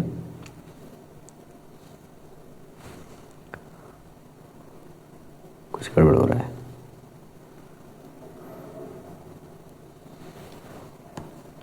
गड़बड़ देखो कहाँ हो रहा है, हम लोग देखो क्या छोड़ रहे हैं, हम लोग 7 छोड़ रहे हैं, ठीक है, इंटू 7 भी तो हमें लेना पड़ेगा, तो 360 इंटू क्या कर दिया जाए 7 कर दिया जाए। तो कितना आ जाएगा, ये आपका आ जाएगा 2520, this will be the answer. Clear है बात। तो ये आपका ऐसा नंबर होगा जो इन सब से क्या होगा डिविजिबल होगा। आई होप ये बात आपको समझ में आ रही है, ठीक है। Moving on next question, question number 24, ध्यान से देखना, बढ़िया सा क्वेश्चन है, ठीक है। कह रहे कि रेक्टेंगुलर कोर्ट यार्ड है is 18 metre 72 centimetre long and 13 metre 20 centimetre broad है। It is to be paved with the square tiles of the same size. ठीक है, हम इसमें क्या करना चाहते हैं, हम इसमें ये मतलब टाइल्स स्क्वायर साइज़ की टाइल्स लगाना चाहते हैं। Find the least possible number of such tiles. ध्यान से सुन लो क्या बोल रहे हैं, नंबर ऑफ सच टाइल्स बोल रहे हैं ना। देखो प्रॉब्लम कुछ नहीं, बहुत आसान सा क्वेश्चन है, लेकिन प्रॉब्लम यहाँ पर है 18 मीटर 72 सेंटीमीटर है, तो सबको आपको पहले एक जैसी चीज़ों में बदलना पड़ेगा, ठीक है ना। और लेंथ कितनी है 13 मीटर 20 सेंटीमीटर, तो इसको भी आपको सेंटीमीटर में पूरे को बदलना पड़ेगा। ओके, इतनी बात समझ में आ गई। अब सवाल है कि सर हम इसका क्या निकालें, एचसीएफ निकालें या एलसीएम निकालें। ओके, देखो सीधी सी बात है, क्योंकि आपको नंबर ऑफ़ टाइल्स निकालना है, तो सबसे पहले आप ये पता करो ना कि इस नंबर को और इस नंबर को ऐसा कौन सा नंबर है जो इन दोनों नंबर को क्या कर देता है, एग्जैक्टली डिवाइड कर देता है। मेरी बात ज़रा समझना। हम ये देखो पहले तो एक मिनट ज़रा आप पहले इसका क्या करो, देखो उन बच्चों के लिए हम जल्दी से बता दे रहे हैं। सबसे पहले आप क्या करो, इसको आप कन्वर्ट कर लो, उसके बाद आप इसका क्या निकालोगे, आप इसका एचसीएफ निकालोगे। एचसीएफ निकालने के बाद जो भी आएगा, ठीक है ना, वही आपका होगा क्या, दैट मीन्स उस टाइल्स की साइज़ हो जाएगी। क्योंकि अगर साइज़ है, क्योंकि ये मीटर भाई सेंटीमीटर का मतलब क्या बताता है, आपका साइज़ बताता है, दैट मीन्स पर्टिकुलर वो उस टाइल्स की क्या हो जाएगी, साइज़ हो जाएगी। तो आपको जब साइज़ पता चल गया और जो साइज़ का मतलब वो स्क्वायर के फॉर्म में होगा, तो उसकी हर एक साइड क्या होगी, आपस में इक्वल होगी। तो क्या करेंगे हम, नंबर निकालने के लिए बड़े वाले यानी कि रूम की एरिया से हम ये टाइल्स के एरिया को क्या कर देंगे, रूम के एरिया को टाइल्स के एरिया से डिवाइड कर दिया जाएगा। बात समझ में आ गई। तो देखो ज़रा हम क्या कर लेते हैं, 18 मीटर 72 सेंटीमीटर है, क्वेश्चन नंबर ये आपका 24 है, 24, ठीक है। क्या हमारे पास क्वेश्चन, हमारे पास कितना था, क्या था हमारे पास, लेंथ जो हमारे पास दी गई थी, पहले तो आप इसको कन्वर्ट कर लेना है 18 मीटर 72 सेंटीमीटर। तो बोले तो 18 मीटर को आप कर लो सेंटीमीटर में, तो बोले तो कितना हो जाएगा 1800 प्लस का 72, तो कितना हो जाएगा 1872 सेंटीमीटर। इस तरीके से इसकी जो ब्रेड्थ है, ब्रेड्थ ऑफ रूम कितनी है, तो ये है 13 मीटर 20 सेंटीमीटर, तो 1300 सेंटीमीटर हो जाएगा, प्लस का 20 हो जाएगा, तो कितना हो जाएगा 1320 सेंटीमीटर हो जाएगा, ठीक है। तो देखो हम क्या करने वाले हैं, अगर हमें पहले टाइल की साइज़ निकालनी है, तो हम कहेंगे कि size of tile is equal to size of each tile, ठीक है, size of tile is equal to कितना हो जाएगा, एचसीएफ ऑफ 1872 एंड 1320। तो चलो निकालते हैं 1872 कैसे एफ निकालते हैं, और 1320 का भी ऐसे फैक्टराइजेशन हम लोग करते हैं। तो देख लो कितना आ जा रहा है, यहाँ पे हम देख लो कर ले रहे हैं 1872, 2 से जाएगा 2 9 ज़ा, 2 3 ज़ा 2 6 ज़ा, फिर 2 से जाएगा 2 4 ज़ा, हाँ 2 6 ज़ा 2 8 ज़ा, फिर 2 से ले जाओ 2 2 ज़ा 2 3 ज़ा 2 4 ज़ा, फिर 2 से ले जाओ 2 1 ज़ा 2 1 ज़ा 2 7 ज़ा, 17 आ गया 117, दैट मीन्स 3 से जाएगा 3 3 ज़ा 9, कितना आ जाएगा 27, 3 9 ज़ा, फिर 3 से जाएगा 3 1 ज़ा 3 3 ज़ा, फिर 13 से चला जाएगा। तो कितना हो गया 2 इंटू 2 इंटू 2 1 2 3 4, ठीक है, इंटू 2 1 2 दो बार 3 इंटू 13। फिर देखो इसी तरीके से हम कर लेते हैं 1320 का फैक्टराइजेशन, 1320 का फैक्टराइजेशन। तो 2 से ले जाते हैं, कितना हो जाएगा देखो, 2 6 ज़ा 0 ज़ा, फिर 2 से ले जाओ 2 3 ज़ा 0 ज़ा, फिर 2 से ले जाओ 2 1 ज़ा 2 6 ज़ा 2 5 ज़ा, फिर ये आपका चला जाएगा इससे 3 से 3 5 ज़ा 15 3 5 ज़ा, फिर आपका चला जाएगा 5 से 5 1 ज़ा, फिर 11 से। ठीक है, कितना आ गया 2 into 2 into 2 into 3 into 5 into 11, 3 into 5 into 11। तो अगर आप इसका SCF लेते हो तो देखो ये वाला 2 आपको ले लेना पड़ेगा, ये 2 लेना पड़ेगा, ये 2 लेना पड़ेगा, ये 3 लेना पड़ेगा, और कुछ है नहीं। ओके, तो क्या मिला आपके पास मिला 2 इंटू 2 इंटू 2 इंटू 3। मल्टीप्लाई कर लेते हैं, कितना आ जा रहा है ज़रा देख लेते हैं। 2 टू द 4 4 टू द 8 8 से द 24, यानी कि 24। और क्या आएगा, सेंटीमीटर में आपने सबको कन्वर्ट कर दिया, दैट मीन सेंटीमीटर। यानी कि एक टाइल की जो साइज़ आई है वो कितनी आई है 24। ये आपका पहला आंसर हुआ। तो क्या लिख दोगे, size of each tile is equal to 24 centimetre. So हमें क्या करना है, हमें नंबर ऑफ़ टाइल्स निकालना है। तो ध्यान रख लो, ये एक फॉर्मूला भी होता है, number of tiles is equal to आपका हो गए एरिया ऑफ रूम, या जो भी आपका पर्टिकुलर क्वेश्चन में दिया है, upon area of each tile. ठीक है, एक टाइल का आपको क्या कर लेना है, एरिया निकाल लेना है। ओके, देखो तो एरिया ऑफ रूम हम लोग क्या रखते हैं, लेंथ इंटू ब्रेड्थ होता है। लेंथ देखो हमारा कितना है, ये 1872, तो क्या रखोगे 1872 इंटू ब्रेड्थ देखो हमारा कितना था 1320, तो 1320 upon area of each tile कितना है, लेंथ इंटू यानी कि साइड का स्क्वायर, तो 24 इंटू 24। मल्टीप्लाई मत कर लेना, पहले आप इसको बहुत पॉसिबल हो जहाँ तक हो सके कट करो। तो 2 12 जा, ये कट जाएगा, 2 9 जा 2 3 जा 2 6 जा, इसको भी काटो, 2 12 जा कट जाएगा, ये देखो 2 6 जा और 2 6 जा और 0। ठीक है, ये आएगा। फिर देखो ये आपका, फिर से काट लो इसको, 2 से 2 6 जा, ये आपका कट जाएगा 2 4 जा 2 6 जा 2 8 जा, ये भी काट लो 2 6 जा, इसको काट लो इधर से 2 3 जा 2 3 जा 2 0 जा। देखो ये 6 के टेबल से कट जाएगा क्या, सीधा सीधा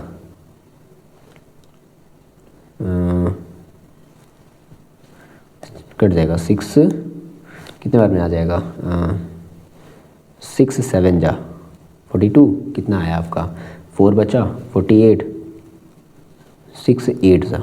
ठीक है, कट गया। फिर इधर देखो ये भी कट जाएगा, शायद देख लेते हैं, 6 5 जा 30, कितना बचा 3 बचा, फिर से 30, 6 5 जा 55। तो आपके पास क्या बचा 78 इंटू 55। मल्टीप्लाई कर लेते हैं 78 इंटू 55 का, 78 इंटू 55 आपका कितना आ जा रहा है, ये आपका आ जा रहा है 4290 टाइल्स। ये आपका आंसर हो जाएगा। क्लियर है बात, यानी कितने टाइल्स लगेंगे उस रूम में लगाने के लिए। Okay, moving on next question.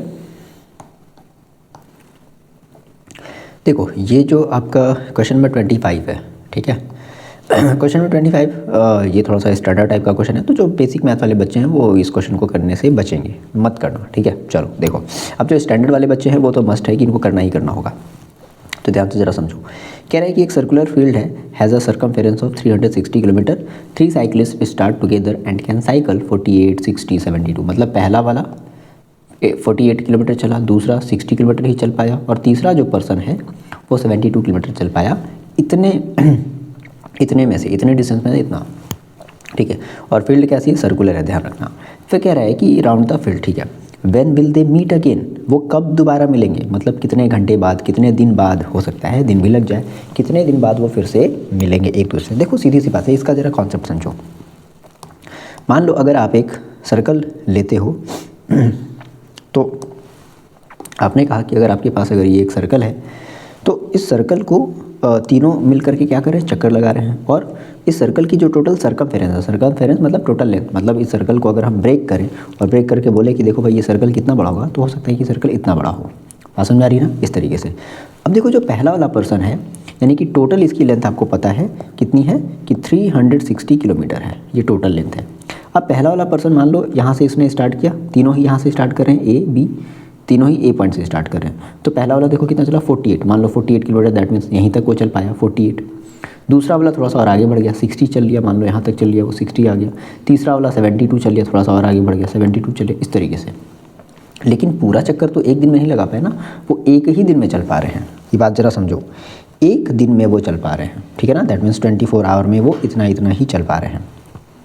अब ये आपसे पूछ रहा है कि बताओ कितने समय बाद, हो सकता है कितने घंटे बाद, कितने दिन बाद वो फिर से वापस ए पॉइंट पर मिल जाएंगे। देखो सीधी सी बात है, सवाल है कि सर हम क्या करें, हम सर इस 48 और 60 और 70 का क्या सर मैं एलसीएम निकाले या एचसीएफ निकाले। पहली बात, आप जो भी एलसीएम या एचसीएफ निकालोगे वो 48, 60 और 72 का नहीं निकालोगे। क्यों?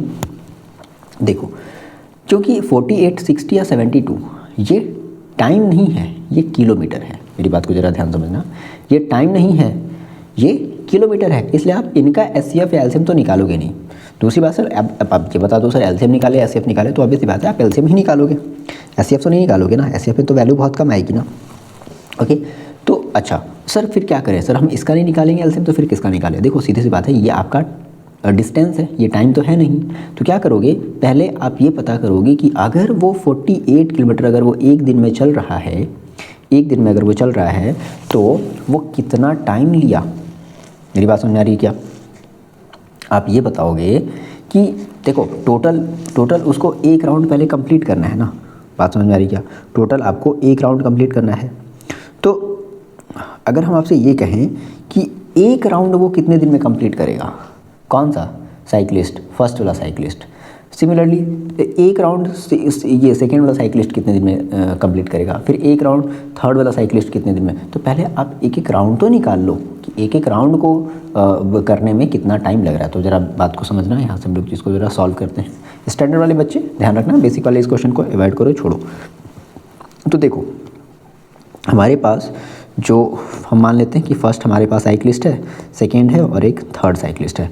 फर्स्ट साइकिलिस्ट कितना चल रहा है, 48 किलोमीटर चल रहा है, सेकेंड चल रहा है 60 किलोमीटर और थर्ड चल रहा है कितना 72 किलोमीटर। ठीक है, ये सब मिला करके पर डे।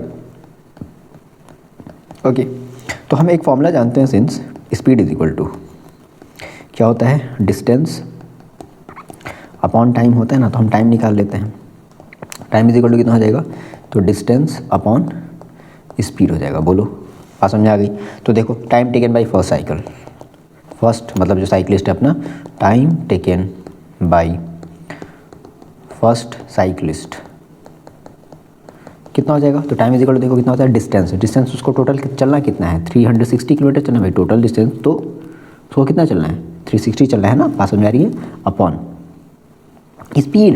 स्पीड का मतलब है कि वो कितने स्पीड से चल रहा है। तो 48 किलोमीटर पर डे। इसका मतलब है कि आपका जो आंसर आएगा ना वो भी डेज में आएगा। मेरी बात को जरा समझना, आप ये कहोगे ना भाई स्पीड का मतलब क्या, 48 किलोमीटर पर डे, यही कहोगे ना। तो 48 से जब आप इसको डिवाइड करोगे तो जो आंसर आएगा वो आएगा क्या, टाइम है। तो टाइम का आंसर या तो आवर में या तो सेकेंड में या तो डेज में, क्योंकि आपने बोला है किलोमीटर पर डे, तो इसका आंसर आएगा डे में आएगा। मेरी बात समझ में आ रही है क्या? बताओ, जहाँ तक पॉसिबल हो वहाँ तक इसको कट करो, डेसिमल में लाने की कोशिश मत करना वरना बहुत गड़बड़ हो जाएगा। देखो हम करते हैं 12 से 2 2 जा 2 4 जा 2 1 जा 2 8 जा 2 0 जा, और देखो कट सकता है 2 12 जा 2 9 जा 0 जा, ये आपका 2 से कट जाएगा 2 6 जा और 2 4 जा 2 5 जा, फिर ये बच गया, काम फंस गया नहीं, 3 से, हाँ 3 से कट जाएगा, ठीक है, 3 2 जा और 3 1 जा 3 5 जा, यानी कि आपके पास बचा क्या, आपके पास बचा 15/2 डेज। अब देखो, अब ऐसा तो आप एलसीएम तो नहीं निकाल सकते, तो क्या करो, इस डेज़ को आप आर में बदल दो, इस डेज़ को आप किस में बदल दो, आर में। तो आपको पता है कि 1 डे इज इक्वल टू कितने होते हैं, 24 आवर। तो 15/2 इंटू 24, बात समझ में आ गई, कितना आ जाएगा 12। तो 15 इंटू 12 कर दो, कितना आ जाएगा 15 इंटू आप जब 12 करोगे तो आपका आ जाएगा 180, कितना आ जाएगा 180 आर। इसका मतलब है कि जो पहला वाला जो साइकिलिस्ट है ना, पहला वाला साइकिलिस्ट, उसको एक राउंड चलाने में, एक राउंड कंप्लीट करने में 180 आर का समय लग गया। अब मेरी बात समझो, इसी तरीके से आप सेकेंड वाले का निकालोगे। मेरी बात समझ में आ रही है? अगर आप स्टैंडर्ड मैथ ले रहे हो तो आपसे हम ये उम्मीद कर सकते हैं कि सेकेंड वाला जो है वो कितना टाइम लेगा। तो सेम वही आप काम करोगे कि 360 अपॉन, अभी देखो इसका कितना है, 60 किलोमीटर पर डे है, तो आप किससे डिवाइड कर दोगे, आप इसको 60 से डिवाइड कर दोगे, जो आंसर आएगा वो डे में आएगा। इसको 0 से 0 काट दिया, 6 1 जा 6 6 जा, यानी कि 6 डे। अब ऐसा तो काम नहीं चलेगा कि सर एक आपने रखा है डेज़ में, एक आपने रखा है आवर में, तो इसको भी आपको क्या करना पड़ेगा, आवर में बदलना पड़ेगा, यानी कि 6 × 24। बात समझ में आ गई? 6 × कितना 24, तो ये आपका कितना हो जाएगा 144 आवर। बात समझ में आ गई? इसी तरीके से चलो आप, अगर आप स्टैंडर्ड मैथ लिए हो तो थर्ड वाले साइकिलिस्ट का निकाल लो। चलो वीडियो को पॉज करके ज़रा निकालो, थर्ड साइकिलिस्ट कितना टाइम लेगा। तो क्या करोगे, सेम वही 360 को डिवाइड करोगे। उसकी स्पीड कितनी है, 70 किलोमीटर पर डे है, तो डिवाइडेड बाई 70 है ना, ठीक है जा, ठीक है, सॉरी 72 है, अभी देखो गड़बड़ हो जाता है, 72 किलोमीटर पर डे है। तो इसका भी आंसर किस में आएगा, आपका डे में आएगा, क्योंकि आप टाइम की बात कर रहे हो। बात समझ में आ गई? तो आप इसको ज़रा सॉल्व करोगे तो फिर कितना हो जाएगा, ये आपका कट जाएगा 72 5 सा 360, दैट मीन्स 50, सॉरी 5 केवल आएगा, 50 नहीं, दैट मीन्स 5 डे। बट ये भी प्रॉब्लम है, क्या करोगे, 5 में आप 24 का मल्टीप्लाई कर लोगे। क्लियर है बात? तो कितना आ जाएगा आपका 120 आवर। अब आप क्या करोगे, ध्यान से सुना मेरी बात, ये जो आपके तीनों आवर्स आए हैं 180 आवर्स, 144 आवर्स और 120 आवर्स, इन तीनों का आप क्या करोगे, LCM निकालोगे। क्लियर बात समझ में आ गई? ठीक है, सो अब निकाल लो LCM। स्टैंडर्ड मैथ के बच्चे हो, देखो टैग लगाना पड़ेगा ना आपके ऊपर कि भाई आप तो स्टैंडर्ड मैथ के बच्चे हो। तो LCM ऑफ इन तीनों का कितना हो जाएगा, अब चलो ज़रा सॉल्व करके देखो, 180, 144 और 120। हम ये मान करके चल रहे हैं कि आप LCM निकाल लिए होगे, हम यहाँ पर लिख दे रहे हैं, अपना मैच करना, 720 आवर्स, ये आपका LCM आएगा। कितना आएगा, 720 आवर्स, यानी कि तीनों फिर से 720 घंटे बाद वापस A पॉइंट पर मिल जाएंगे। लेकिन हमारा आंसर डे में आना चाहिए, तो हम क्या करेंगे, इस 720 को हम क्या कर लेंगे, 24 से डिवाइड कर लेंगे। जैसे आप इसको डिवाइड करोगे, 24 3 और 0 दैट मीन्स 30 डेज़, यानी कि तीनों जब A पॉइंट पर मिलेंगे तो उनको मिलने में कितना समय लग जाएगा, 30 दिन का समय लग जाएगा। बात समझ में आ गई? Clear? Okay, moving on next question. देखो बात करते हैं अपने क्वेश्चन नंबर 26 की। Show that the following numbers are irrational. तो इसको सभी बच्चे करेंगे, ठीक है। 1/√2, 7√5, 6 + √2। तो देखो कैसे करते हैं, बेसिक्स आप पता क्या होना चाहिए आपको, पहले ये पता होना चाहिए कि देखो √2, √3, √5, √7 these are the irrational number. तो हम इनको एज अ फैक्ट की तरह यूज़ करेंगे। मैंने क्या बोला, हम इनको एज अ फैक्ट की तरह यूज़ करेंगे। एग्जाम्पल के तौर पे, जैसे मान लो मैंने कहा कि चलो हम प्रूव करते हैं 1/√2 को प्रूव करें। तो देखो कैसे प्रूव करेंगे, ध्यान से सुनना मेरी बात। 1/√2, ये कौन सा क्वेश्चन नंबर है, 26 है। 26 के हम लोग फर्स्ट क्वेश्चन की बात कर रहे हैं, 1/√2। तो सबसे पहले तो हम लोग ये लेट करते थे ना कि लेट 1/√2 इज़ रेशनल नंबर। सबसे पहला काम तो हम लोग ये करते थे, रेशनल नंबर मानते थे। सो अगर ये रेशनल नंबर है तो हम लिख सकते थे कि 1/√2 is equal to P/Q, where P and Q are coprime. हम लोग ये लेते थे, बात सभी को याद आ रही है। लेकिन इसमें उतना ज़्यादा ताम झाम नहीं करना होता है। फिर हम ये कहेंगे कि देखो इसको ज़रा क्रॉस मल्टीप्लाई करो, ठीक है। तो कितना, मतलब √2 आपका ऊपर होना चाहिए, तो नीचे है ना। तो इस तरीके से देखो कितना हो जाएगा, आपका हो जाएगा √2P is equal to Q। So √2 is equal to कितना हो जाएगा, Q/P। अब देखो सिंस Q/P क्या है, is a rational number, is a rational number, so √2 is also irrational। √2 is also क्या हो जाएगा, irrational हो जाएगा। But the fact we know that, हम ये फैक्ट जानते हैं, the fact we know that, हम ये फैक्ट जानते हैं कि क्या, √2 इज इरेशनल। √2 क्या है बच्चे, इरेशनल है। √2 क्या है, इरेशनल है। सो अगर √2 अगर इरेशनल है तो ये Q/P भी क्या हो जाएगा, सो Q/P इज ऑल्सो इरेशनल। सो अब ये Q/P आया कहाँ से, 1/√2 से आया है। सो हम ये कह सकते हैं by the method of contradiction, ये लिखना पड़ेगा आपको, by the method of contradiction 1/√2 is not rational, that is irrational. बात समझ में आ गई? इस तरीके से सेम इसी तरीके से देखो, अगर हम बात करें कोई भी आप एक क्वेश्चन ले लो, ठीक है ना, जैसे कि मान लो आपने कहा 7√5, तो देखो 7√5 को आप क्या करोगे, P/Q के बराबर रख दोगे, बस आप √5 को ही छोड़ दो, एक रूट को छोड़ करके हम बाकी को इधर भेज देते हैं। तो जैसे आप ऐसा करोगे तो देखो √5 इजिकल टू क्या बचेगा, आपके पास बचेगा √5 इजिकल टू P/Q और इंटू 7। बात समझ में आ गई? सेम वही कहानी फिर से लिखोगे कि since 7P/Q is a rational, so √5 is also rational, but the fact we know that √5 is rational, so जो 7√5 है इज ऑल्सो इरेशनल। बात समझ आएगी? कोई भी क्वेश्चन, जैसे कि ये देखो 6 + √2, ध्यान से मेरी बात सुन लो, 6 + √2 है इजिकल टू क्या मान लेंगे, P/Q मान लेंगे, ठीक है। सो √2 को ही छोड़ देंगे, कितना हो जाएगा P/Q - 6। इसको थोड़ा सा हम लोग सॉल्व कर लेंगे तो हो जाएगा P - 6Q, क्योंकि इसके अपॉन में कुछ नहीं तो 1, ऊपर नीचे Q का मैंने मल्टीप्लाई कर दिया अपॉन Q। सो कहेंगे ये देखो दी अगर हमारा रेशनल है सो √2 भी क्या होगा, रेशनल होगा, but the fact we know that. बात समझ में आ गई? इस तरीके से हम लोग को क्वेश्चन को सॉल्व करना होता है। चलो, तो आई होप कि 26 वाला तो सभी लोग कर लेंगे बड़े मजे से, लेकिन हम बात करते हैं 27 वाले की। 27 वाले में प्रॉब्लम क्या है ना, यहाँ पर दो जगह रूट दे दिया। अब क्या किया जाए सर? तो ध्यान से मेरी बात सुनो, चाहे आपका क्वेश्चन में 27 हो या क्वेश्चन में 28 हो, सेम तरीके से लगेंगे। चलो हम एक क्वेश्चन कर लेते हैं, क्वेश्चन नंबर 24 को कर लेते हैं, सॉरी 27 को कर लेते हैं। √5 + √3, √5 + √3, √5 + √3। सबसे पहले मान लेते हैं कि लेट √5/√3 हमारा एक रेशनल नंबर है, तो किसी भी रेशनल नंबर को हम P/Q के फॉर्म में लिख सकते हैं, ये बात याद रखनी है। सेम वही बात आप लिखोगे। अब देखो क्या करोगे, आप किसी भी एक रूट को यहाँ पर छोड़ दो और किसी दूसरे को इस तरफ ट्रांसफर दो। तो मान लो कि हम 5 को √5 को इस तरफ छोड़ देते हैं और √3 को हम इधर ट्रांसफर कर देते हैं। ऐसा कोई ज़रूरी नहीं है, आप कुछ भी कर सकते हो, किसी को भी ट्रांसफर कर सकते हो। तो यहाँ पर आपका आ जाएगा -√3। स्क्वायरिंग बोथ साइड करेंगे, क्योंकि देखो हमें एक ही रूट पता होना चाहिए, बट यहाँ पर तो दो रूट है।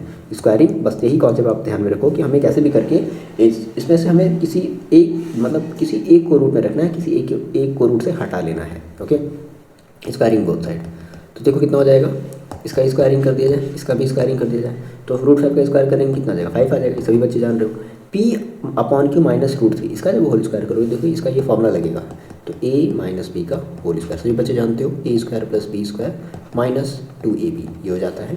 सो P² Q² माइनस प्लस √3 का स्क्वायर करेंगे कितना मिलेगा, 3 मिलेगा, -2 × PQ × √3, यही मिलेगा ना। अब अगर आप ध्यान से देखो तो सब रूट हट गया है, बस एक √3 बचा है। अब आपको क्या करना है, आपको इन सभी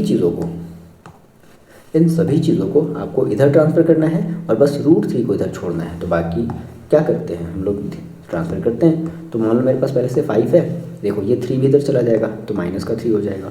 फिर ये P² भी इधर आ जाएगा तो हो जाएगा -P² फिर देखो इधर जो बचा एक बार छोड़ दो भी, 2PQ × √3, क्योंकि अभी एक साथ नहीं भेज सकते ना। देखो 5 - 3 कितना हो जाएगा, तो आपके पास बचेगा 2 - P²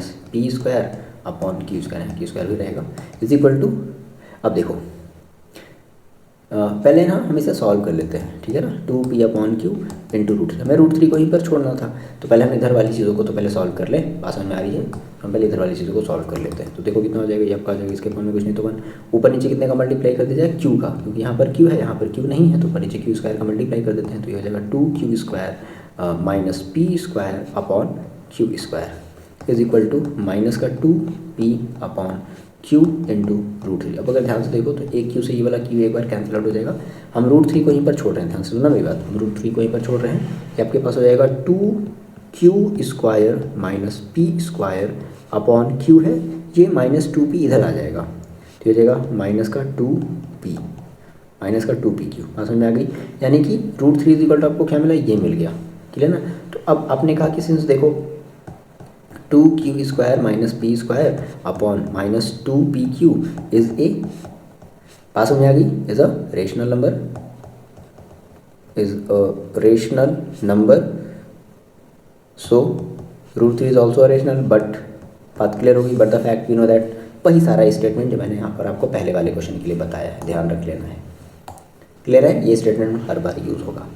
ओके, तो इस तरीके से आप क्या कर सकते हो, ये जो आपका क्वेश्चन है, क्वेश्चन नंबर कहाँ गया 28, आप इसे भी ट्राई कर सकते हो, नो प्रॉब्लम, कोई दिक्कत नहीं आएगी। कोई भी दिक्कत आएगी तो आप कमेंट करके बताओ, मेरे ख्याल से आनी तो नहीं चाहिए। अब देखो क्वेश्चन नंबर हम बात करते हैं 29 की, क्या कह रहा है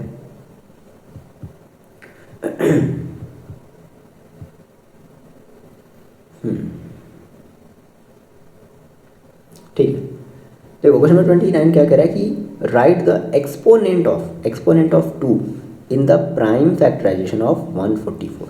यानी कि जब आप 144 का क्या करोगे, पहले तो प्राइम फैक्टराइजेशन करो, उसके बाद देखो कि 2 कितनी बार आया है, तो जो भी 2 जितनी बार आया होगा वही उसका एक्सपोनेंट हो जाएगा। आई होप की बात आपको समझ में आई, ठीक है, हो जाएगा। तो देखो देख लेते हैं क्या होगा इसका आंसर। हमारे पास है 144, क्लियर बात, मेरे ख्याल से ये बात सभी को समझ में आ गई होगी।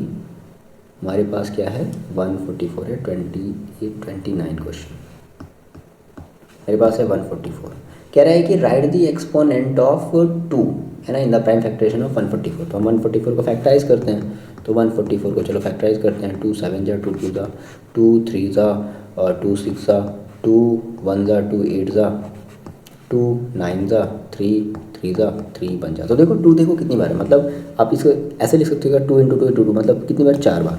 तो 2 की पावर 4 × 3 × 3 यानी कि 3 की पावर 2। तो देखो 2 का पावर कितना है, 4 है, दैट मीन्स हम कहेंगे कि exponent of 2 is equal to 4।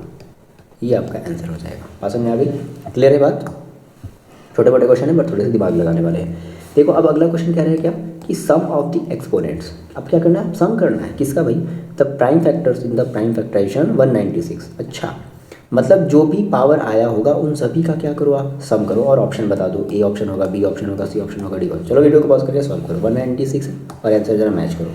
196 है आपके पास, 196, आप इसका प्राइम फैक्टराइजेशन कर लो 196, 2 से ले जाओ, 2 9 जा 18 और 2 8 जा, फिर 2 से ले जाओ, 2 4 जा 2 9 जा, फिर 7 से ले जाओ, 7 7 जा 7 1 जा। तो क्या आ रहा है 2 × 2, मतलब एक तरीके से हम कह सकते हैं क्या कि 2 की पावर 2 × 7 की पावर 2। तो सम ऑफ एक्सपोनेंट क्या कहेंगे, sum of exponent is equal to, यहाँ पर एक्सपोनेंट कितना है 2 है, यहाँ पर कितना है 2 है, तो 2 + 2 बोले तो 4। तो ऑप्शन नंबर कितना हो जाएगा आपका, ऑप्शन नंबर 4। क्लियर है बात, आ रही बात आपको समझ में। देखो अगले क्वेश्चन की बात करें, क्वेश्चन नंबर 31, ये PYQ में भी आपका क्वेश्चन, मतलब प्रीवियस ईयर क्वेश्चन में भी ये क्वेश्चन आपका पूछा गया, ध्यान रखना, ठीक है।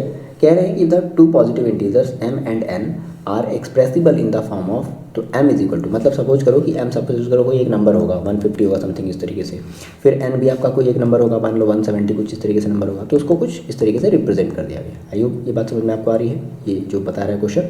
तो m को कुछ ऐसे लिखा गया और n को कुछ ऐसे लिखा गया। कह रहा है कि where p and q are the prime numbers, ठीक है भाई, p और q क्या हमारे प्राइम नंबर्स है। देन HCF आपको बताना है कि HCF बता दो कितना होगा। तो देखो पहले m को जरा लिख लो, तो m आप जब लिखोगे तो आप लिखोगे p × q की पावर 3, फिर n लिखोगे तो लिखोगे p की पावर 3 × q की पावर 2। देखो जब आप HCF लेते हो ना, मेरी बात को जरा ध्यान से सुन लेना तो शायद आपको बहुत हेल्प मिलेगी। जब आप HCF लेते हो तो आप जब अगर पावर के फॉर्म में दिया है तो देखते हो कि मिनिमम पावर क्या है। जैसे मैंने कहा कि यहाँ पर p की मिनिमम पावर क्या है 1 है, यहाँ p की मिनिमम पावर क्या है 3 है। तो जब आप HCF लेते हो तो आप मिनिमम पावर को कंसीडर कर सकते हो। तो p यानी कि यहाँ पर HCF कितना मिलेगा, इस केस में फिलहाल इन दोनों में कॉमन क्या दिखाई देगा आपको, p ही कॉमन दिखाई देगा। क्लियर है बात।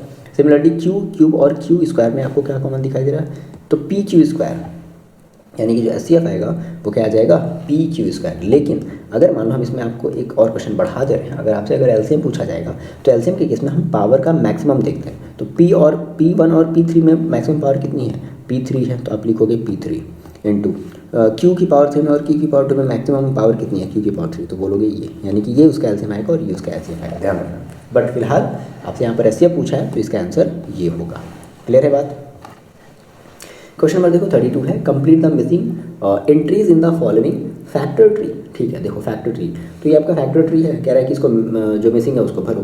देखो लास्ट के जो लास्ट में जैसे ये है ना, तो क्योंकि ये इसी से ये निकला है ना, तो क्या होगा, इन दोनों का आपस में मल्टीप्लाई हो जाएगा, तो कितना हो जाएगा 7 3 21, तो यहाँ पर कितना हो जाएगा 21। इसी तरीके से फिर देखो यहाँ पर जो निकला है, यहाँ से दो चीज़ें गई हैं, 2 और 21 आपको पता चल गया, तो 2 और 21 का क्या कर दो, मल्टीप्लाई कर दो, दैट मीन्स कितना आ जाएगा 42। क्लियर बात, ये आपका आंसर हो जाएगा। देखो इसी तरीके से देखो 33 क्वेश्चन पे आपको दे दिया, if A is equal to इतना है यहाँ तक, ठीक है जी, बी इज इक्वल टू देखो इतना दे दिया, और सी इज इक्वल टू इतना दे दिया, तो कह रहा है कि एंड एलसीएम, अच्छा एलसीएम भी दे दिया, वाह क्या बात है, एलसीएम भी दे दिया। देन कह रहा है कि एन बता दो, एन कितना होगा। तो देखो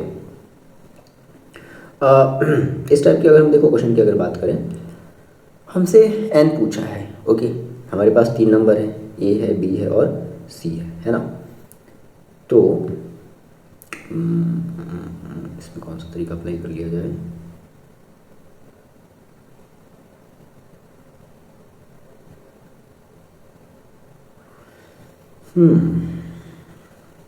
okay okay okay okay, option भी हमारे पास गिवन है ना। तो हम ये देखेंगे, हमारे पास एलसीएम है कितना 2 की पावर 3, तो आप एलसीएम वाले को ज़रा ध्यान दो, एलसीएम वाले को आप ज़रा ध्यान दो, एलसीएम इज इक्वल टू कितना है 2 की पावर 3 इंटू 3 की पावर 2 इंटू 5 है, तो एन कितना होगा। देखो एलसीएम मैंने आपसे क्या कहा, एलसीएम का मतलब होता है कि हम लोग मैक्सिमम पावर लेते हैं, मैक्सिमम पावर लेते हैं, ठीक है। तो यहाँ पर आप अगर देखो कि n बेसिकली है कहाँ, 3 की पावर n, 3 की पावर n, एक यहाँ पर है 3, ठीक है, और एक यहाँ पर है 3, और सोचो मैक्सिमम कितनी बार लिया गया है, मैक्सिमम 2 टाइम लिया गया है, तो ऑब्वियस सी बात है जो n की वैल्यू होगी वो कितनी रही होगी, 2 रही होगी। बात समझ में आ गई। यहाँ पर देखो n कितनी बार है, 3 कितनी बार, 2 टाइम है, तो ऑब्वियस सी बात है एलसीएम ले रहे हैं मतलब मैक्सिमम पावर, तो n की वैल्यू कितनी हो जाएगी बच्चे 2 हो जाएगी। इस तरीके से ये क्वेश्चन को करने का तरीका है। अगला क्वेश्चन है 34 क्वेश्चन, कह रहा है कि pi is an irrational number है, बताओ ट्रू है फॉल्स है। देखो ऑब्वियस सी बात है, पाई हमारा ना इरेशनल नंबर है, याद रखना पाई है जो ना वो आपका इरेशनल नंबर है, ये बात बिल्कुल सही है। लेकिन अगर बोलते कि क्या 22/7 इरेशनल है, बोलेंगे नो 22/7 इरेशनल नहीं है, ये तो एक इरेशनल नंबर है, लेकिन पाई कैसे नंबर है, इरेशनल, तो ध्यान रखना, यानी कि pi is an irrational number, तो यस ट्रू। क्लियर है बात। अगला देखो, the LCM and HCF of the 2 rational number are equal, then the number must be. अगर ये कह रहा है कि कोई 2 नंबर थे, ध्यान सुनना पहले क्वेश्चन को समझो, कह रहा है कि कोई 2 नंबर थे, उनका एलसीएम निकाला, ठीक है, उसका एचसीएफ भी निकाला, ठीक है, कह रहा है कि सौभाग्य से दोनों एलसीएम और एचसीएफ आपस में बराबर आ गए, दोनों की वैल्यू आपस में क्या आ गई, बराबर आ गई। तो कह रहा है कि बताओ then the number must be, कह रहा है प्राइम नंबर होगा, को प्राइम होगा, कंपोजिट होगा या फिर इक्वल होगा।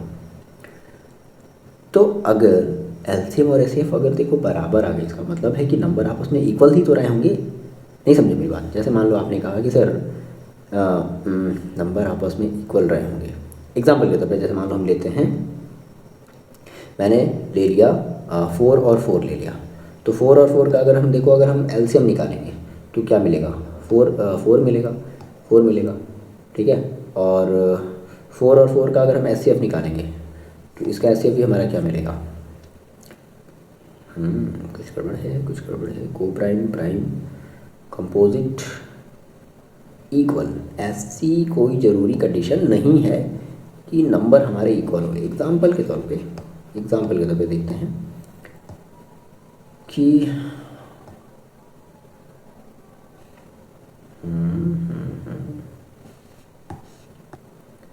ठीक है, ये फैक्ट है कि अगर 2 नंबर अगर अगर अगर अगर इक्वल हैं, ठीक है, 2 नंबर अगर इक्वल हैं तभी कंडीशन है कि उसके जो एचसीएफ और एलसीएम है वो आपस में इक्वल आ सकते हैं, अदरवाइज और भी कोई कंडीशन ऐसी नहीं है। 2 नंबर अगर इक्वल होंगे तभी ये कंडीशन है ना, that means equal. Option number क्या हो जाएगा, डी हो जाएगा।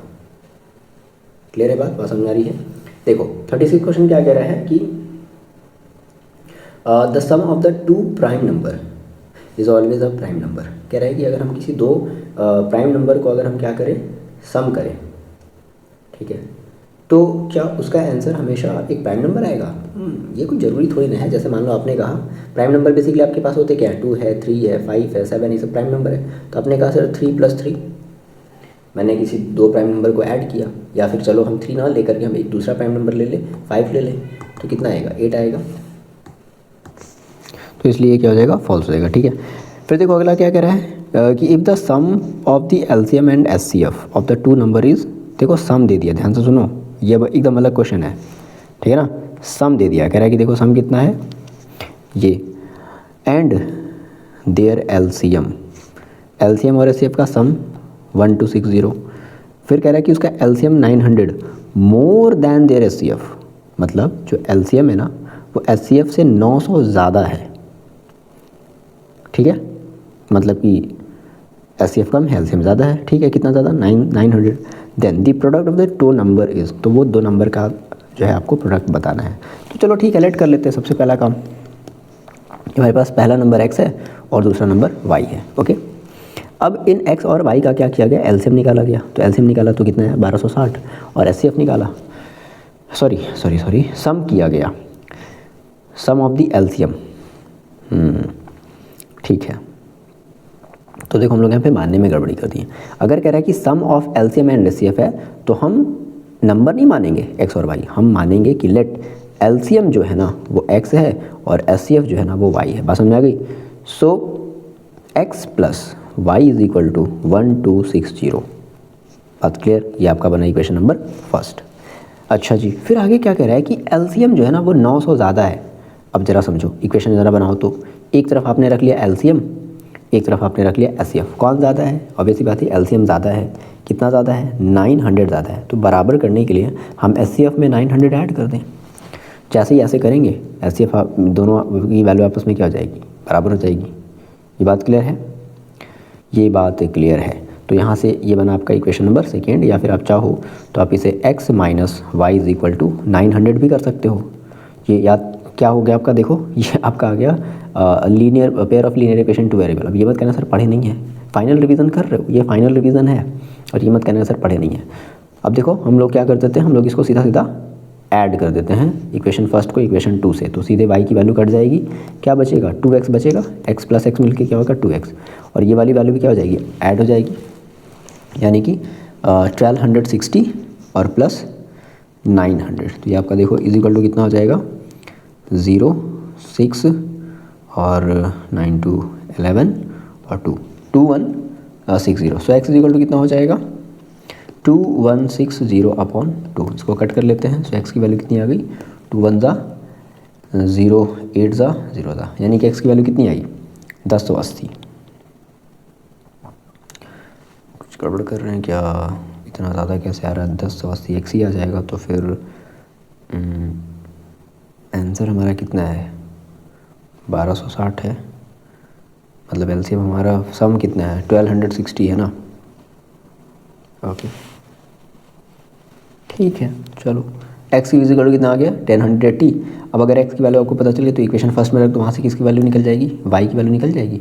सो y इक्वल देखो कितना हो जाएगा? 1260 माइनस 1080, ठीक है। तो देखो ये कितना आ जाएगा आपका? ये आपका आ जाएगा 0 ये आपका कितना हो जाएगा? 8 और 180, ठीक है।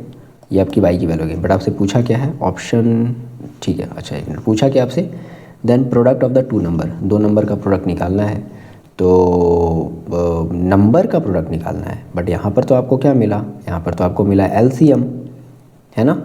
एलसीएम आपने x माना है, एचसीएफ आपने ये आया है आपका। सो हम जानते हैं एक फॉर्मूला कि LCM into HCF is equal to a into B. बोले तो भाई प्रोडक्ट ऑफ नंबर। एलसीएम देखो कितना है? 1080 है और एचसीएफ कितना है? 180 है, 180। आप इसका मल्टीप्लाई कर लो, देख लो कितना आ जाएगा। तो 1080 और गुणे 180, ये आ जाएगा आपका 194400, 194400। That means option number B. I hope की बात आपको क्लियर हुई, ठीक है। ध्यान रखना। क्वेश्चन नंबर देखो हम लोग 38 की बात अगर करें तो 38 देखो क्या कह रहा है? 37 आपका हो गया। 38 क्या कह रहा है? If A and B are the relatively prime number. क्या कह रहा है? कि if A and B are relatively prime number है then what is their LCM. और उसी क्वेश्चन को जरा और आगे बढ़ाओ। फिर कह रहा है कि इफ़, सेम वही क्वेश्चन, लेकिन अब कह रहा है कि व्हाट इज़ देयर एचसीएफ। देखो सीधी सी बात है, कह रहा है कि अगर ए और बी अगर प्राइम नंबर होगा, इमेजिन करो आपने एक प्राइम नंबर लिया 3 और 5, अगर आप इसका HCF निकालोगे तो अभी ऐसी बात है 1 ही आएगा, आएगा कि नहीं आएगा? क्लियर होगी बात? यानी कि HCF जो आएगा ना वो कैसे ऐसे कैसे बता दे रहे हो। देखो 3 लिया आपने एक पहला प्राइम नंबर, तो 3 का फैक्टराइज करो क्या मिलेगा? 3 × 1। 5 लिया आपने एक दूसरा प्राइम नंबर, क्या मिलेगा? 5 × 1 मिलेगा। कॉमन क्या मिल रहा है दोनों में? 1 कॉमन मिल रहा है। तो प्राइम नंबर का जो HCF आता है वो कितना आता है? 1 आता है, ध्यान रखना, ठीक है। लेकिन अगर यही बोल दे कि इसका LCM क्या होगा, तो LCM में इसका प्रोडक्ट हो जाएगा। यानी कि अगर इसका आपसे अगर LCM पूछ ले तो क्या कहोगे? 3 लिखोगे? बिल्कुल लिखेंगे सर। 5 लिखोगे? बिल्कुल लिखेंगे सर। तो दैट मीन्स 15। तो अब पर्टिकुलर 1 और 15 तो ऐसे आंसर बताओगे नहीं। हाँ, HCF के केस में आप 1 बोल सकते हो।